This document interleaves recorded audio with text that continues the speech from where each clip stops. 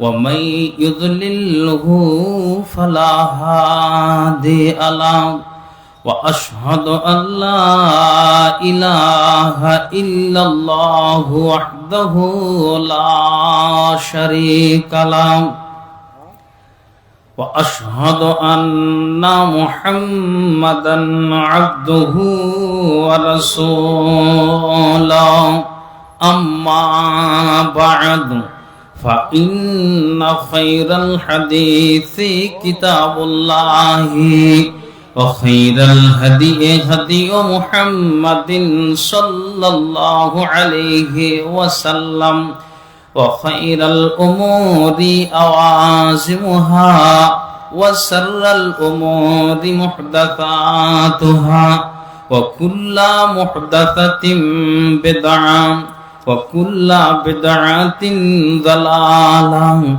وكل ضلالة في النار أعوذ بالله من الشيطان الرجيم بسم الله الرحمن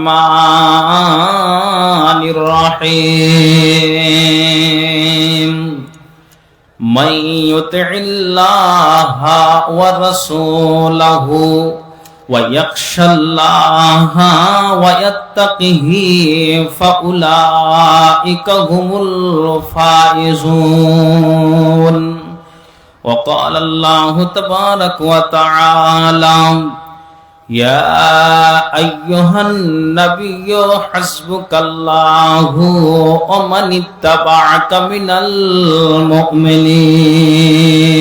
المؤمنين ডেকে নিবে যেদিন আমারে তোমার প্রিয় করে নিও হায়াতের দিন ফুরালে খাতেমা ইমান মরে দিও ও আল্লাহ কালেমা নসিবে মোর দিও ডেকে নিবে যেদিন আমারে তোমার প্রিয় করে নিও হায়াতের দিন ফুরালে খাতেমা ইমান মরে দিও ও আল্লাহ কালেমা নসিবে মোর দিও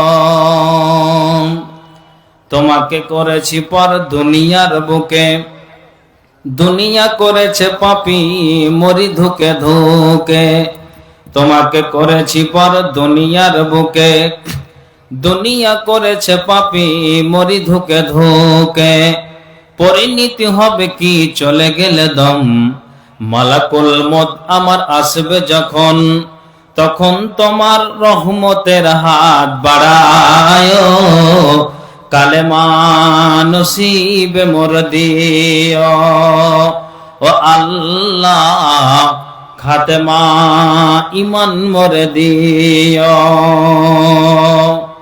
দুহাতে কেড়েছি হক কত মানুষের আঘাতে করেছি ক্ষত কত যে মনের দুহাতে কেড়েছি হক কত মানুষের আঘাতে করেছি ক্ষত কত যে মনের মানিনি তো তোমারে থেকেছি বিমুখ জবাবের ভয়ে বুক কাঁপে ধক ধক দয়াল মাবুদ মরণে কৃপা রাখিও কালেমা নসিবে মোর দিও ও আল্লাহ খাতেমা ইমান মোর দিও ডেকে নিবে যেদিন আমারে তোমার প্রিয় করে নিও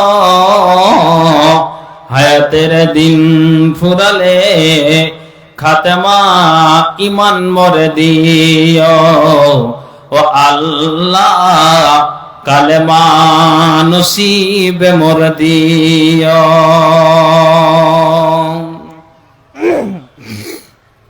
উপস্থিত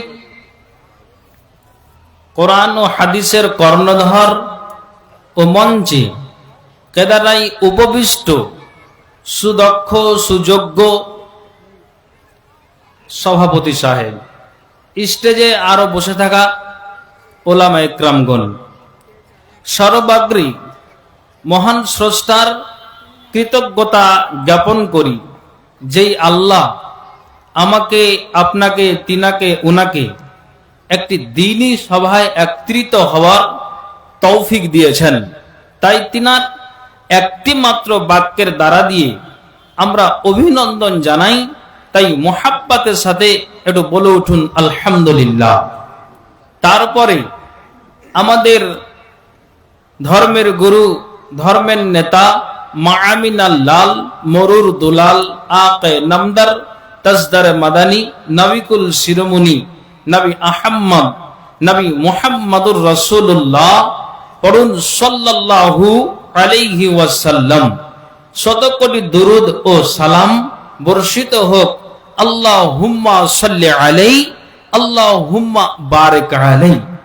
সুপ্রিয় শিক্ষিত সুধীমণ্ডলী, আমি আপনাদের সম্মুখে যে ক্ষুদ্র দুটি আয়াত এই মাত্রই তেলাওয়াত করলাম, আশা করা যায় যিনারা আরবিকের সঙ্গে যুক্ত, অবগত, বুঝতে পেরেছেন যে বিষয়টা কি হবে। তারপরও এই ঈমানকে বৃদ্ধি করার যখন একটা সুবর্ণ সুযোগ লেগেছে বা আমরা পেয়েছি, চলুন সেটাকে হাত ছাড়া না করে কোরআন এবং হাদিসের আলোচনা শুনে আমরা আমলে পরিণত করতে পারি। আল্লাহ তৌফিক দিন। একবার পড়ুন আল্লাহুম্মা আমিন। সুপ্রিয় শিক্ষিত সুধীমণ্ডলী, আমার পূর্বে একজন সুযোগ্য আলেমে দিন কবরের ব্যাপারে আলোচনা করলেন, আপনারাও শুনলেন, আমিও শুনলাম। তো আমি আপনি উভয় চাইছি যে আরো কিছু বলা যাক, কিন্তু সময় সাপোর্ট করলো না বলে এই অধম গুনাহগারকে আপনাদের সামনে আসতে হলো। চলুন, তারপরও আপনারা বিজ্ঞাপনে, হ্যান্ডবিলে, পোস্টার দেখেছেন যে যাদেরকে এই জালসার জন্য ডাকানো হয়েছে তাদের একটা বিষয় বেঁধে দেওয়া হয়েছে। সে বিষয়ের কে লক্ষ্য রেখে আমি আলোচনাটা করতে যাচ্ছি, যারা আপনারা পোস্টার দেখেছেন। তো চলুন আগে বাড়ি। আল্লাহ তাআলা এই কোরআনের আয়াতে তিনি জানিয়ে দিলেন যে যারা আল্লাহ এবং আল্লাহর রসুলের আনুগত্য করে এবং আল্লাহকে ভয় করে, দুটো কথা পেলাম, এবং ওয়ায়াত্তাকিহি, এবং আল্লাহর আযাব হতে সাবধান থাকে, তিনটে কথা পেলাম। তো এই তিনটি গুণ যার ভিতরে থাকবে, আল্লাহ শেষে এই আয়াতটার জবাব দিলেন, ফাউলাইকা হুমুল ফাইজুন, এরাই হলো কৃতকার্য, এরাই হলো কামিয়াব, এরাই হলো সাকসেস, এরাই হলো লাভবান ব্যক্তি। কারা? যারা আল্লাহ এবং আল্লাহ রসুলের আনুগত্য করে এবং আল্লাহকে ভয় করে এবং আল্লাহর আযাব হতে সাবধান থাকে। তো শেষে আল্লাহ জবাব দিলেন, এরাই হলো সফল কাম। তাহলে এই তিনটি গুণ আর আমার আর আপনার ভিতরে আছে কি না, আপনি বাড়ি গিয়ে এটাকে অঙ্ক কষবেন। যেমন আপনাকে আর একটি আয়াত দিয়ে বুঝাই। আল্লাহ তাআলা কোরআনের অন্য একটি আয়াতে দিয়েছেন, আয়াত খুব ক্ষুদ্র। আল্লাহ বলছেন, ইয়া আইয়ুহান নবী, এই নবী, পড়ুন সাল্লাল্লাহু আলাইহি ওয়াসাল্লাম, হাসবুকাল্লাহ, আল্লাহ তোমার জন্য যথেষ্ট। আল্লাহর কোরআনের আয়াতে এটা তিনি বলে দিচ্ছেন, খুব খেয়াল করে শুনবেন। আল্লাহ বলছেন যে তোমার জন্য আল্লাহ যথেষ্ট। কার জন্য? নবী মুহাম্মদ সাল্লাল্লাহু আলাইহি ওয়াসাল্লামের জন্য।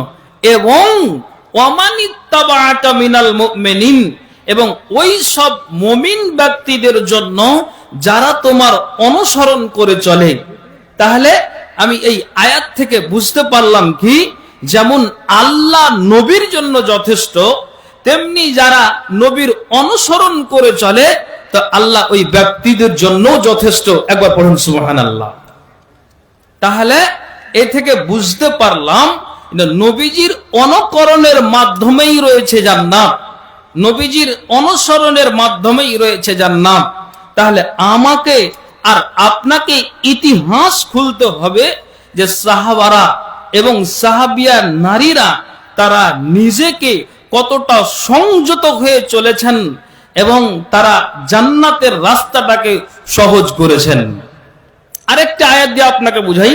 আল্লাহ তাআলা অন্য একটি আয়াতে বলছেন, মাইয়ুতিল্লাহ ওয়া রাসূলহু, যারা আল্লাহ এবং আল্লাহ রাসূলের আনুগত্য করে। তো যারা করে, আল্লাহ জবাব দিলেন ইদখিলুহু জান্নাহ, তাদেরকে আল্লাহ জান্নাতে প্রবেশ করাবে, ওরাই আল্লাহর জান্নাতে প্রবেশ হবে এবং যার তলদেশে নদী প্রবাহিত হয়। কিন্তু আল্লাহ আবার সেই আয়াতই জানালেন যে এখন আপনি মাগরিব থেকে নিয়ে রাত 12টা 1টা পর্যন্ত আপনি জালসা শুনছেন এবং জালসার সিজনে প্রতিদিন বক্তারা জালসা করে, শ্রোতারা শুনি। মসজিদ, কবরস্থান, ঈদগাহের, বড় বড় মাদ্রাসার এই আপনার এই উন্নতি কল্পে জালসা হয়, আমরা শুনি, আমরা জানি। তাহলে প্রতিদিন একটা মানুষ আপনি এলাকাতে জালসা হতে গেলে যান আর শুনেন। শোনার পরে আল্লাহ জবাব দিলেন ওয়ামাইয়াতাওয়াল্লা, যারা মুখটাকে ফিরিয়ে নাই, যারা এড়িয়ে চলে, যে কোরআন হাদিসের আলোচনা করলো, আপনি শুনলেন ঠিক মনের কান দিয়ে কানটাকে খাড়া করে, আর ফজরের সময় আপনি ঘুমিয়ে আছেন, সূর্য উদিত হয়ে যাওয়ার পর আপনার ঘুম ভাঙলো, আপনি বিছান থেকে উঠলেন, তাহলে আপনি নিজেকে বলুন যে আপনি এই 12টা পর্যন্ত জালসার আলোচনা শুনে যে ফজরের পর আপনি সূর্য উদিত হওয়ার পর ঘুম থেকে উঠছেন, তা আল্লাহকে আপনি মানলেন, বিধানকে মানলেন, আপনি মাথাটাকে হিলাবেন যে না, আমার দ্বারে মানা হলো না। তাহলে আল্লাহ তাদের কথাই বলছেন যারা শ্রবণের পরে মুখটাকে এড়িয়ে নাই। তা আল্লাহ জবাব দিলেন ইউআযিবুহু আযাবান আলীমা, ওদের জন্যই কঠিন যন্ত্রণাদায়ক শাস্তি রয়েছে যারা শ্রবণের পরে মুখটাকে এড়িয়ে নাই। বন্ধু আমার, বাপজিরা আমার, তাহলে আপনার মাথার মগজটা কখন খুলবে, মগজের তালা কখন খুলবে? আপনাকে শুনাই। আনুগত্য, রসুলের বিধান, আল্লাহর বিধানকে মেনে জান্নাতের রাস্তাটা সহজ করেছেন। আপনাকে আমি একটা ইতিহাস শুনাই। এমন দেশের একজন অধিবাসী, তার নাম হলো জেমাদুল আজদি। তিনি একটা বড় আকারের কবিরাজ। আমার এলাকাতে অঞ্চলে একটা মহিলা আছে, নাম বলবো না, গ্রামের নামও বলবো না, তবে বলছি ওর কাছে যদি আপনি যান তো আপনার চোখের কোনো যদি প্রবলেম হয় তো আপনাকে তেল আর পানি পড়া দেয়, আর আপনাকে 3 দিন সকালে সূর্য উদিত হওয়ার পর ডাকবে, বলবে 3 দিন পর পর এসো, আর এই পানিটাকে নিয়ে তুমি সেহানের উপরে ছাটাছাট তুমি তোমার মানে 2 নয়ন মারবে। তোমার যেই চোখটাতে প্রবলেম 3 দিনের দিন তুমি বুঝতে পারবে আমার চোখ আরাম হয়ে গিয়েছে। অথচ এই মহিলাটা 3 দিন ফুঁক দেওয়ার পরে চোখটাকে ভালো করে দেয়, কিন্তু কোনোদিন এক ওয়াক্ত নামাজ পড়ে না, আবার জর্দা দিয়ে পান খায়, অথচ ভালো হয়ে যাচ্ছে। আল্লাহ ভালো জানে, আর বেশি বলতে পারবো না। তেমনি একটা বড় আকারের কবিরাজ জেমাদুল আজদি, মক্কার কাফেরেরা নবী মুহাম্মদ সাল্লাল্লাহু আলাইহি সাল্লামের ব্যাপারে একটা নালিশ জানিয়েছে। আমি ইনশাআল্লাহ কালেকশন নিব, তো একটু বলতে দেন তো। 5000 করে দেন না, কবরস্থানে জালসা, তা আপনি 1-2 মাস পরে দিবেন। দিয়েছেন এর আগে?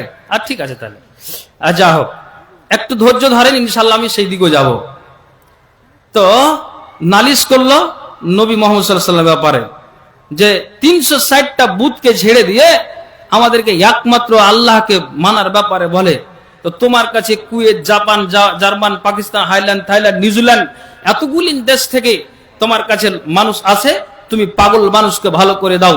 আমাদের দেশে পাগল হতে গেলে ভাগলপুর নিয়ে যাওয়া হয়, তো তোমার কাছে আসে, তো তুমি যদি যাও তো আমাদের মনে হয় যে ওই পাগলা লোকটা সোজা হয়ে যাবে। দেখেন, নবীজির কাছে আসলো তাদের কথা মতো, নবীর সামনে বসেছে, এসে কি বলছেন, ইয়া মুহাম্মদ ইন্না আরাকি মিন হাজিহির রিহ, এই মুহাম্মদ আমি ঝাড় ফুঁকের মাধ্যমে চিকিৎসা করে থাকি, আমি জিন ছাড়ানোর চিকিৎসক। ওয়া ইন্নাল্লাহা ইয়াশফি আলা ইয়াদি, নিশ্চয় আল্লাহ আমার হাতে যাকে ইচ্ছা আরোগ্য দান করে থাকেন। মান শাফা হাল্লাক, আপনার কোনো প্রয়োজন আছে কি?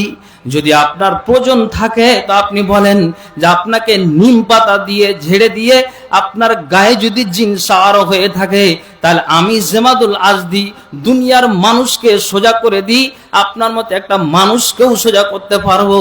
আপনার প্রয়োজন থাকলে আপনি বলেন। এ দেখেন, তখন রাসূল চুপ থাকলেন, কোনো কথা বলেননি। দ্বিতীয়বার আবার বলছেন, মান শাফা আল্লাহ, আপনার কোনো প্রয়োজন আছে কি? সোজা করতে এসেছে লোকটা কাকে? আখে নবী মুহাম্মদ সাল্লাল্লাহু আলাইহি সাল্লামকে। খুব ধ্যান দিবেন কথাটাতে। তখন নবীজিকে তিনবার বললেন। শেষে আল্লাহ পাকের রাসূল, যেটা আমরা আলেম ওলামারা জুমার খুতবায় জালসায় বড় বড় সেমিনার সম্মেলন হতে গেলে আমরা আরবিতে আল্লাহর প্রশংসা করে তারপরে যে যে ভাষাতে পারে আলোচনা আমরা করে যাই, ঠিক তেমনি আল্লাহ পাকের রাসূল তার সামনে খুতবা পড়তে আরম্ভ করলেন। কি? ইন্নাল হামদালিল্লাহি নাহমাদুহু ওয়া নাস্তাঈনুহু মান ইয়াহদিহিল্লাহু ফালা মুদিল্লা লাহু ওয়া মান ইযলিলহু ফালা হাদিয়া লা ওয়া আশহাদু আল্লা ইলাহা ইল্লাল্লাহু ওয়াহদাহু লা শারীকা লা ওয়া আশহাদু আন্না মুহাম্মাদান আবদুহু ওয়া রাসূলুহু। এই আল্লাহ পাকের রাসূল যখন এই খুতবাটাকে 2 থেকে 2.5 লাইনের পড়েছেন, জিমাদুল আজদি তার সামনে আর বসে থাকতে পারে না। যেমন একটা মানুষকে যদি তাক করে একটা ঢেল ছুঁড়ে মারেন আর যদি তার মাথায় লেগে যায় তাহলে লোকটা কেমন টাউরি লাগা হয়ে যায়। একটা মোরগকে যদি আপনি ঢেল ছুঁড়ে মারেন আর যদি ওই তার তাক করে তার মোরগের মাথায় লেগে যায় তো কেমন সে টাউরি লাগা হয়ে যায়।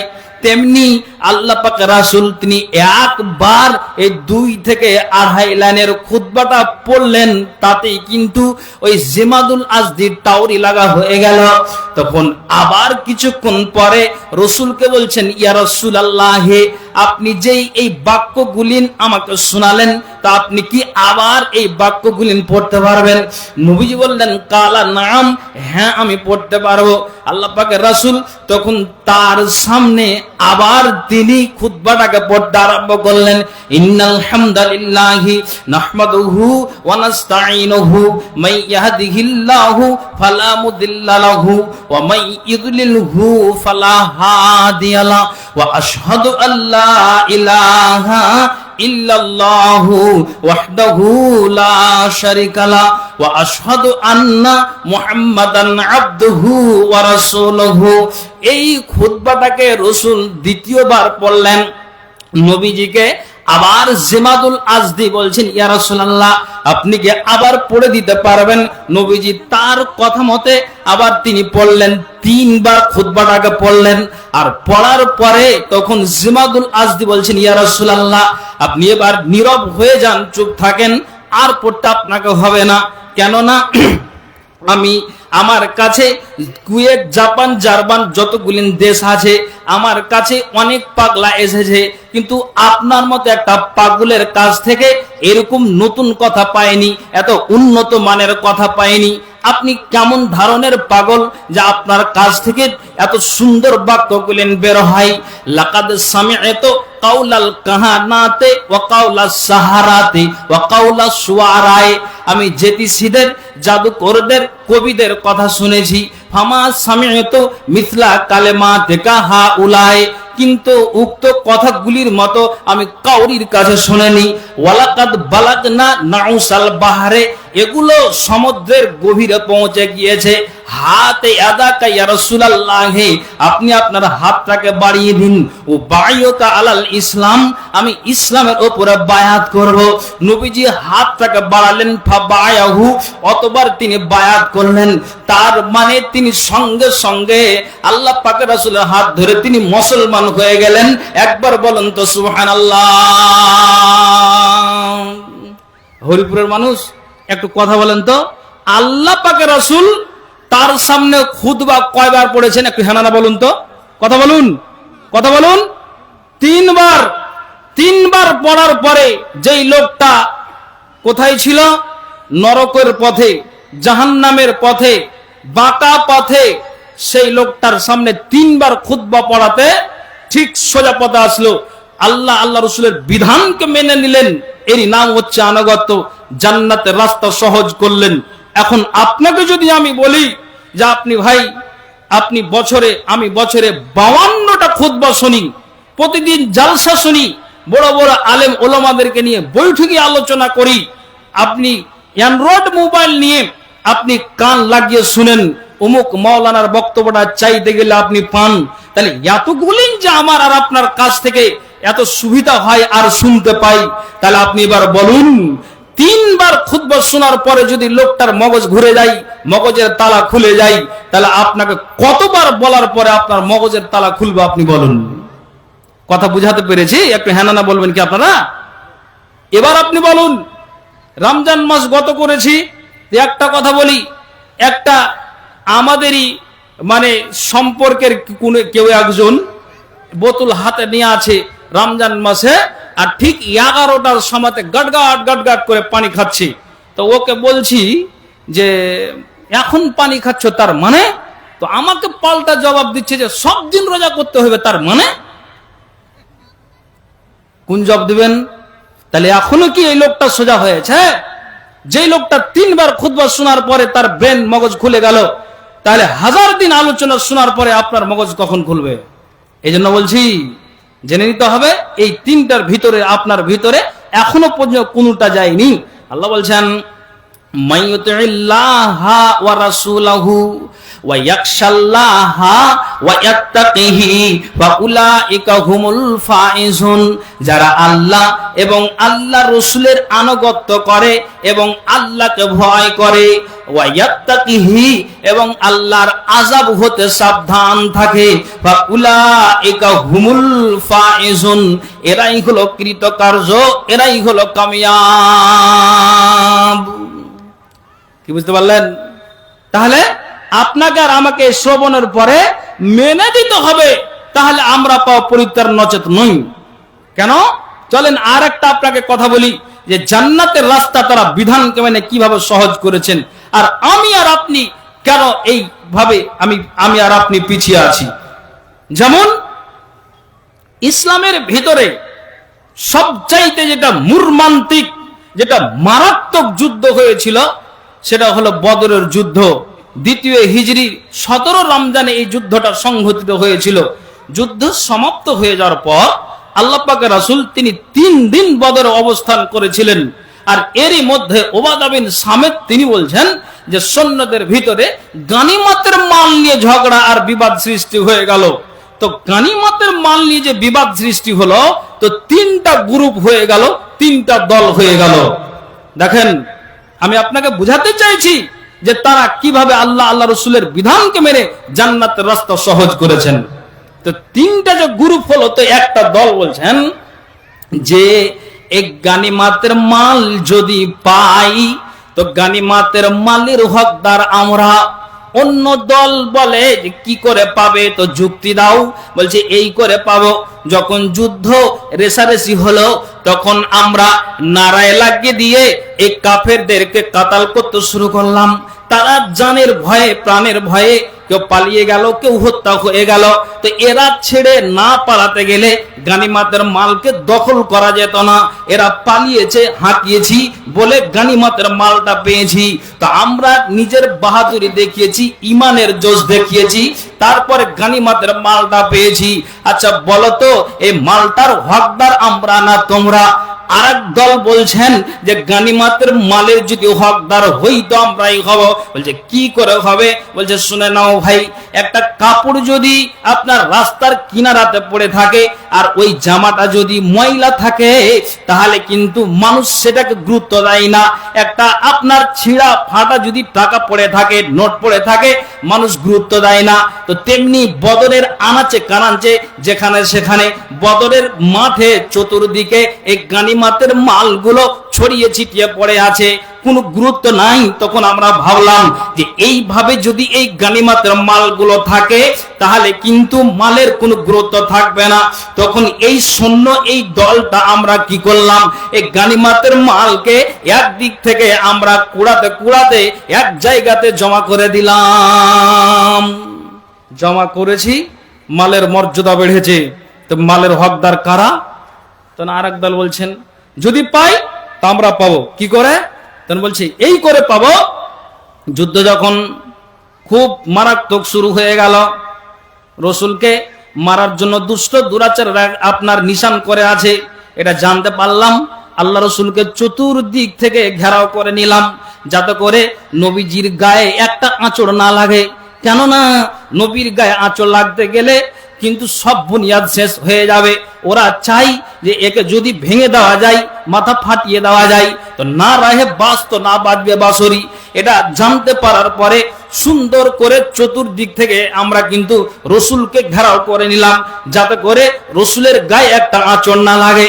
তখন আমরা ঘেরাও করলাম আর স্বীকার করলাম ওরা যদি তীর চালায় আমাদের মাথা ফেটে যাবে, নিজের শরীরটাকে এগিয়ে দিব, গাল চিরে যাবে, বুক চিরে যাবে, তাতে কোনো যায় আসে না, কিন্তু নবীর গায়ে একটা আঁচড় মারতে দেব না। আসল লোকটাকে বাঁচিয়ে রেখেছি। মালের হকদার কারা তো তোমরাই বিবেচনা করো। এইভাবে সৈন্যদের ভিতরে যখন বিবাদ সৃষ্টি হয়েছে গানিমাতের মাল নিয়ে, আল্লাহ বলছেন জিবরাইল এই ফয়সালা এখন দিতে হবে, যাও নবীর কানে আয়াত পৌঁছে দাও। আল্লাহ তাআলা জিবরাইলকে বলে পাঠালেন, জিবরাইল এসে রসুলের কানে কানে কানে কানে পৌঁছালেন। রসুলের কয়েক প্রকারের মাধ্যম দিয়ে নবীজির কাছে ওহী আসতো। তো ঠিক আল্লাহ রসুলের কাছে জিবরাইল এসে তখন কোরআনের আয়াত সূরা আনফাল, এটা 8 নাম্বার সূরা, আয়াত নাম্বার 1, তখন রসুলের প্রতি অবতীর্ণ হলো। এই গানিমতের মালকে কেন্দ্র করে আল্লাহ পাকের রাসূল তোমাদের শোনাও, এতক্ষণ পর্যন্ত চুপ ছিলাম, আর আল্লাহ কোরআনে কি বলে দিয়েছেন, ওমা ইয়ানতাকু আনিল হাওয়া ইন হুয়া ইল্লা ওয়াহয়ুহা। নবীজি নিজের পক্ষ থেকে কোনো কথা বলেন না যতক্ষণ পর্যন্ত আল্লাহর তরফ থেকে কোনো কথার আদেশ না আসে, তিনি মুখটাকে বন্ধ করে থাকেন। ওহি যতক্ষণ না আসেন তিনি কোনো ফায়সালা দেন না। এবার রসুল বলছেন চুপ করো, নীরব হয়ে যাও। এই সৈন্যদের ভিতরে, সাহাবীদের ভিতরে এই গানিমাতের মালটাকে নিয়ে বিবাদ হয়েছে, এবার চুপ থাকো। আল্লাহ কোরআনে জানিয়ে দিলেন, ওয়া ইয়াসআলুনাকা আনিল আনফালি কুলিল আনফালু লিল্লাহি ওয়ার রাসূল ওয়াতিউল্লাহা ওয়া রাসূলাহু ফাত্তাকুল্লাহা ওয়াসলিহু যাতা বাইনাকুম ওয়াতিউল্লাহা ওয়া রাসূলাহু ইন কুনতুম মুমিনিন। নবীজি বললেন যেই গানিমাতের মাল নিয়ে তোমাদের বিবাদ হয়, রসুল বললেন লিল্লাহি ওয়ার রাসূল, এগুলো সব হলো আল্লাহ এবং আল্লাহর রাসূলের। ফাত্তাকুল্লাহ, যদি তোমরা আল্লাহকে ভয় করো, ওয়াসলিহু যাতা বাইনাকুম, তোমরা এই ব্যাপারে পরস্পরে তোমরা মীমাংসা করে নাও, ঝামেলাটাকে চুকিয়ে নাও, খবরদার আর বিবাদটাকে বাড়াতে যেও না। ওয়াতিউল্লাহ ওয়া রাসূলাহু, যদি তোমরা আল্লাহ এবং আল্লাহর রাসূলের আনুগত্য করো, ইন কুনতুম মুমিনিন, যদি তোমরা মুমিন হয়ে থাকো, তাহলে এই ঝামেলাটাকে চুকিয়ে নাও, বিবাদ আর করতে যেও না। নবীজি যেমনই এই কথা বললেন, সাহাবীরা এক বাক্যে মেনে নিয়ে রাসূলের কাছে সমস্ত গানিমতের মালকে জমা করে দিলেন। একবার বলুন তো সুবহানাল্লাহ। দুনিয়ার মানুষ, আমি আবার আপনাকে এটাই বুঝাতে চাইছি, যখন রসুল বললেন সাহাবীরা সচেতন হয়ে গেলেন, জান্নাতের রাস্তা সহজ হয়ে গেল। তিনারা এক বাক্যে বুঝে নিলেন, রসুলের কথাকে মেনে দিলেন, এরই নাম আনুগত্য। আপনাকে বলি যে তারা নিজের জীবনটাকে অতিবাহিত করেছেন কিভাবে, আপনি বলুন। এটাই বুঝাতে চাইছি। আমার আর আপনার মগজের তালা খুলবে কখন? আপনি চিন্তা করুন, চিন্তা করুন। দুনিয়ার মোহে পড়ে, সম্পদের মোহে পড়ে আমরা আখিরাতকে ভুলে বসেছি, কবরকে ভুলে বসেছি।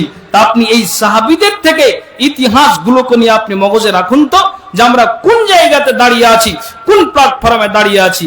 এই জন্য আল্লাহ পাক রাসূল জুবাইর বিন মুতিম তিনি নিজে বলছেন যে ঠিক আরাফার দিন বিদায় হজ্জের ভাষণে রাসূল সমবেত জনগণের উদ্দেশ্যে তিনি উচ্চ কণ্ঠে বলছেন কি, জুবাইর মুতিম বলছেন, রাসূল বলছেন আর আমরা শুনছি কি, ইয়া আইয়ুহান নাস, হে লোক সকল, বা ইন্না ওয়াল্লাহি লা আদরি লাআল্লা লাআলকাকুম বা'দা ইয়াউমি হাযা বিমাকানি হাযা ওয়া রাহিমাল্লাহু মান সামিআ মাকালাতিল ইয়াউমা ফাওয়াআহা। ঠিক নবীজি বললেন, ওগো জনগণ, হে লোক সকল, তোমরা শুনো, আজকের দিনে, আজকের পরে এই স্থানে তোমাদের সঙ্গে আর মিলিত হতে পারবো কিনা, তোমাদের সঙ্গে আর দেখা হবে কিনা, তোমাদের সঙ্গে আর মুলাকাত হবে কিনা। নবীজি বললেন, রাহিমাল্লাহ, আল্লাহ যেন ওই ব্যক্তির উপর রহম করে, আল্লাহ ওই ব্যক্তির প্রতি রহম করুন, ওই ব্যক্তির প্রতি দয়া করুন। কার প্রতি রহম করুন, কার প্রতি দয়া করুন? নবীজি বললেন, মান সামিআ মাকালাতিল ইয়াউমা ফাওয়াআহা, যে ব্যক্তি আজকে আমার কথা শুনবে ও তা মেনে দিবে, আল্লাহ ওই ব্যক্তির প্রতি রহম করুন। তিনি বলেছেন কোথায়? আরাফার ময়দানে, বিদায় হজ্জের ভাষণে। তাহলে আপনি বলুন যে যারা শুনে নিবে, তারা মেনবে, তারাই কামিয়াব। এইজন্য আল্লাহ তাআলা অন্য একটা আয়াতে বলে দিয়েছেন কি, আউযু বিল্লাহি মিনাশ শাইতানির রাজিম, মান ইউতিল্লাহা ওয়া রাসূলাহু, যারা আল্লাহ এবং আল্লাহ রাসূলের আনুগত্য করে, ফাকাদ ফাযা ফাওজান আযীমা, সে যেন এক মহা সাফল্য অর্জন করলো। মানে যারা আল্লাহ এবং আল্লাহ রাসূলের আনুগত্য করে, সে এক মহা সাফল্য অর্জন করলো। তাহলে আপনি বলেন তো, সাহাবারা কিভাবে নিজের জীবনটাকে অতিবাহিত করেছেন? নবীজি কোনো কথা বলেছেন তো অক্ষরে সাহাবারা পালন করেছেন। যেমন উরওয়া ইবনে মাসউদ তিনি নিজে বলছেন, হুদায়বিয়ার সন্ধির সময় আমি মুসলমানদের অবস্থাকে দেখার জন্য নবীজির কাছে আসলাম, তো ঠিক আমি ওই মুহূর্তে রাসূলের কাছে পৌঁছে গিয়েছি। আল্লাহ পাক রাসূল তিনি উযু করছেন আর আমি ওই জায়গাতে দাঁড়িয়ে গিয়েছি। রাসূল আমার উযু করছেন, সাহাবীরা আছেন, উযুর পানিগুলো সাহাবীরা কবল করে ধরে নিজের গায়ে আর মুখে বরকতের আশা লাগিয়ে নিচ্ছেন, এত নবীজিকে সম্মান করছেন। উরওয়া ইবনে মাসউদ তিনি নিজে বলছেন যে আমি কিসরার দরবারে গিয়েছি, কাইসারার দরবারে গিয়েছি, বাদশা নাজ্জাসির দরবারে গিয়েছি। আমি যে কিসরা, কাইসারা, বাদশা নাজ্জাসির দরবারে গিয়েছি, এরা ঠিক সিংহাসনে বসে আছে, তো যতটা প্রজারা বাদশাদের সম্মান করে আমি দেখেছি, তার চাইতে দ্বিগুণ নবীজিকে সাহাবীরা সম্মান করতে আমি দেখেছি। এতটা নবীজিকে সম্মান করেন। নবীজির সম্মানার্থে সাহাবীরাকে আল্লাহ পাকের রাসূল কোনো কথা বলতে গেলেই সাহাবীরা কানটাকে লাগিয়ে থাকতেন, দুই নয়নকে নিচু করে দিতেন। এই জন্য যে রাসূল আমাদেরকে কোন কথা বলছেন সেটাকে অক্ষরে পালন করতে হবে, তার জন্য তারা মনের কান দিয়ে কথাগুলোকে শুনতেন। বন্ধু, বাবজি, আপনি খেয়াল করুন, তাহলে যদি আমি আর আপনি ওইভাবে চলি, তাহলে নবীজির অনুকরণের মাধ্যমেই রয়েছে জান্নাত। অত সোজা কথা নেই। কেন? আপনি বুঝার চেষ্টা করুন। রাসূল সাল্লাল্লাহু আলাইহি সাল্লাম এই স্পষ্ট একটা হাদিসে বলে দিয়েছেন। কি হাদিস? ওয়াল্লাযী নাফসু মুহাম্মাদিন বিআদিহি লা ইয়াসমাউ বি আহাদুন মিন হাযিহিল উম্মাতে ইয়াহুদিউন ওয়ালা নাসরানিউন সুম্মা ইয়ামুতু ওয়া লাম ইউমিন বিল্লাযী উরসিলতু বিহি ইল্লা কানা মিন আসহাবিন নার। কত সুন্দর হাদিস। নবীজি বলছেন, সেই মহান সত্তার কসম যার হাতে আমার জীবন, আমি তার কসম খেয়ে বলছি, রাসূল আমার বলছেন, ইহুদি হোক বা নাসারা হোক, এই উম্মতের যে কেউ আমার আগমনের খবর শুনেছে, অতঃপর মৃত্যুবরণ করেছে, অথচ আমি যা নিয়ে প্রেরিত হয়েছি এর উপরে ঈমান আনেনি, নবীজি জানিয়ে দিলেন সে ব্যক্তি অবশ্যই জাহান্নামী, ব্যক্তিটা অবশ্যই জাহান্নামী। তার মানে আপনি কি বুঝতে পারলেন? নবীজি বললেন, সেই সত্তার কসম যার হাতে আমার জীবন, আমি তার কসম খেয়ে বলছি, ইহুদি হোক বা নাসারা হোক, এই উম্মতের যে কেউ আমার আগমনের খবর শুনেছে, অতঃপর মৃত্যুবরণ করেছে, অথচ আমি যা নিয়ে প্রেরিত হয়েছি এর উপরে ঈমান আনেনি, নবীজি বললেন যে সে ব্যক্তি অবশ্যই আল্লাহর জাহান্নাম খানাতে যাবে।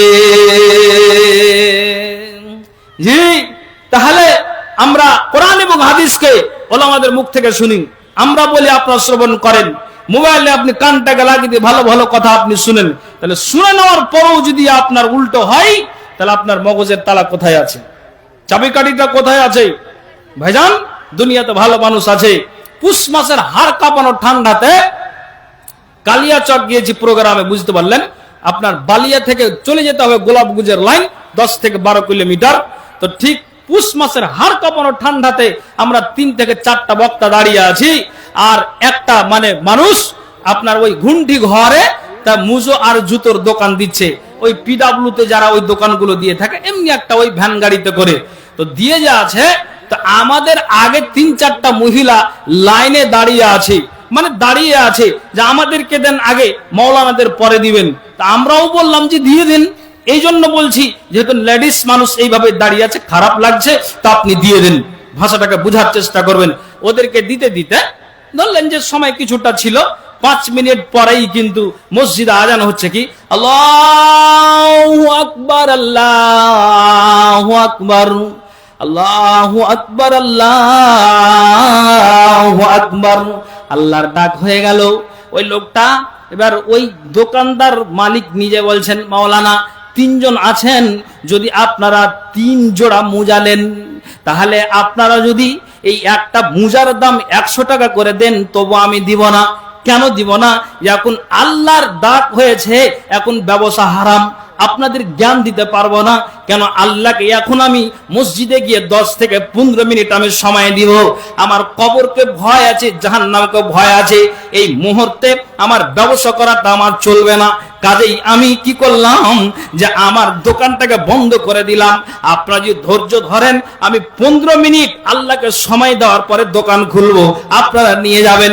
এখন একটা মোজার দাম যদি 200 টাকা করে বলেন, তবুও আমার মতো দোকানদার হরগিজ করলে দেব না। একবার পড়া যাবে নাকি সুবহানাল্লাহ? তাহলে আল্লাহ এবং রাসূলের বিধানকে মানার ব্যাপারে এই লোকটাই কত পারদর্শী, হরগিজ দিল না। তাহলে দুনিয়াতে ভালো মানুষ আছে। বন্ধু ও বাপজান, আমি এটাই বুঝাতে চাইছি। আপনি দেখুন, জি টাকার লোভে আমি আর আপনি হয়তো দিয়ে দিতাম, যাও এত টাকা দাম বলছে, দেব না কেন? যে না, আল্লাহ ডাক হয়েছে, আমি ওইভাবেই দোকানকে বন্ধ করে আমি আল্লাহকে সময় দিতে চলে যাই, আবার ফিরে আসি। কি বুঝতে পারলেন? এই হচ্ছে আল্লাহ রাসূলের আনুগত্য করা, আল্লাহ রাসূলের বিধানকে মেনে নেওয়া। তাহলে আমাদেরকে ওইভাবেই মেনে চলতে হবে, তাহলে আমরা পরিত্রাণ নচেত নই। কেন? রাসূল স্পষ্ট একটা হাদিসে বলে দিয়েছেন তারা মানার ব্যাপারে কতটা পারদর্শী। আপনি একটা ইতিহাস শুনুন, এটা হাদিস শুনুন। এখানে যোগ্য একজন আলেম বসে আছেন, তার সামনে, তিনার সামনে আমি কথাগুলি বলছি আর হাদিসকে বলছি। এটা হাদিসটা বলছি, ভালো করে শুনবেন।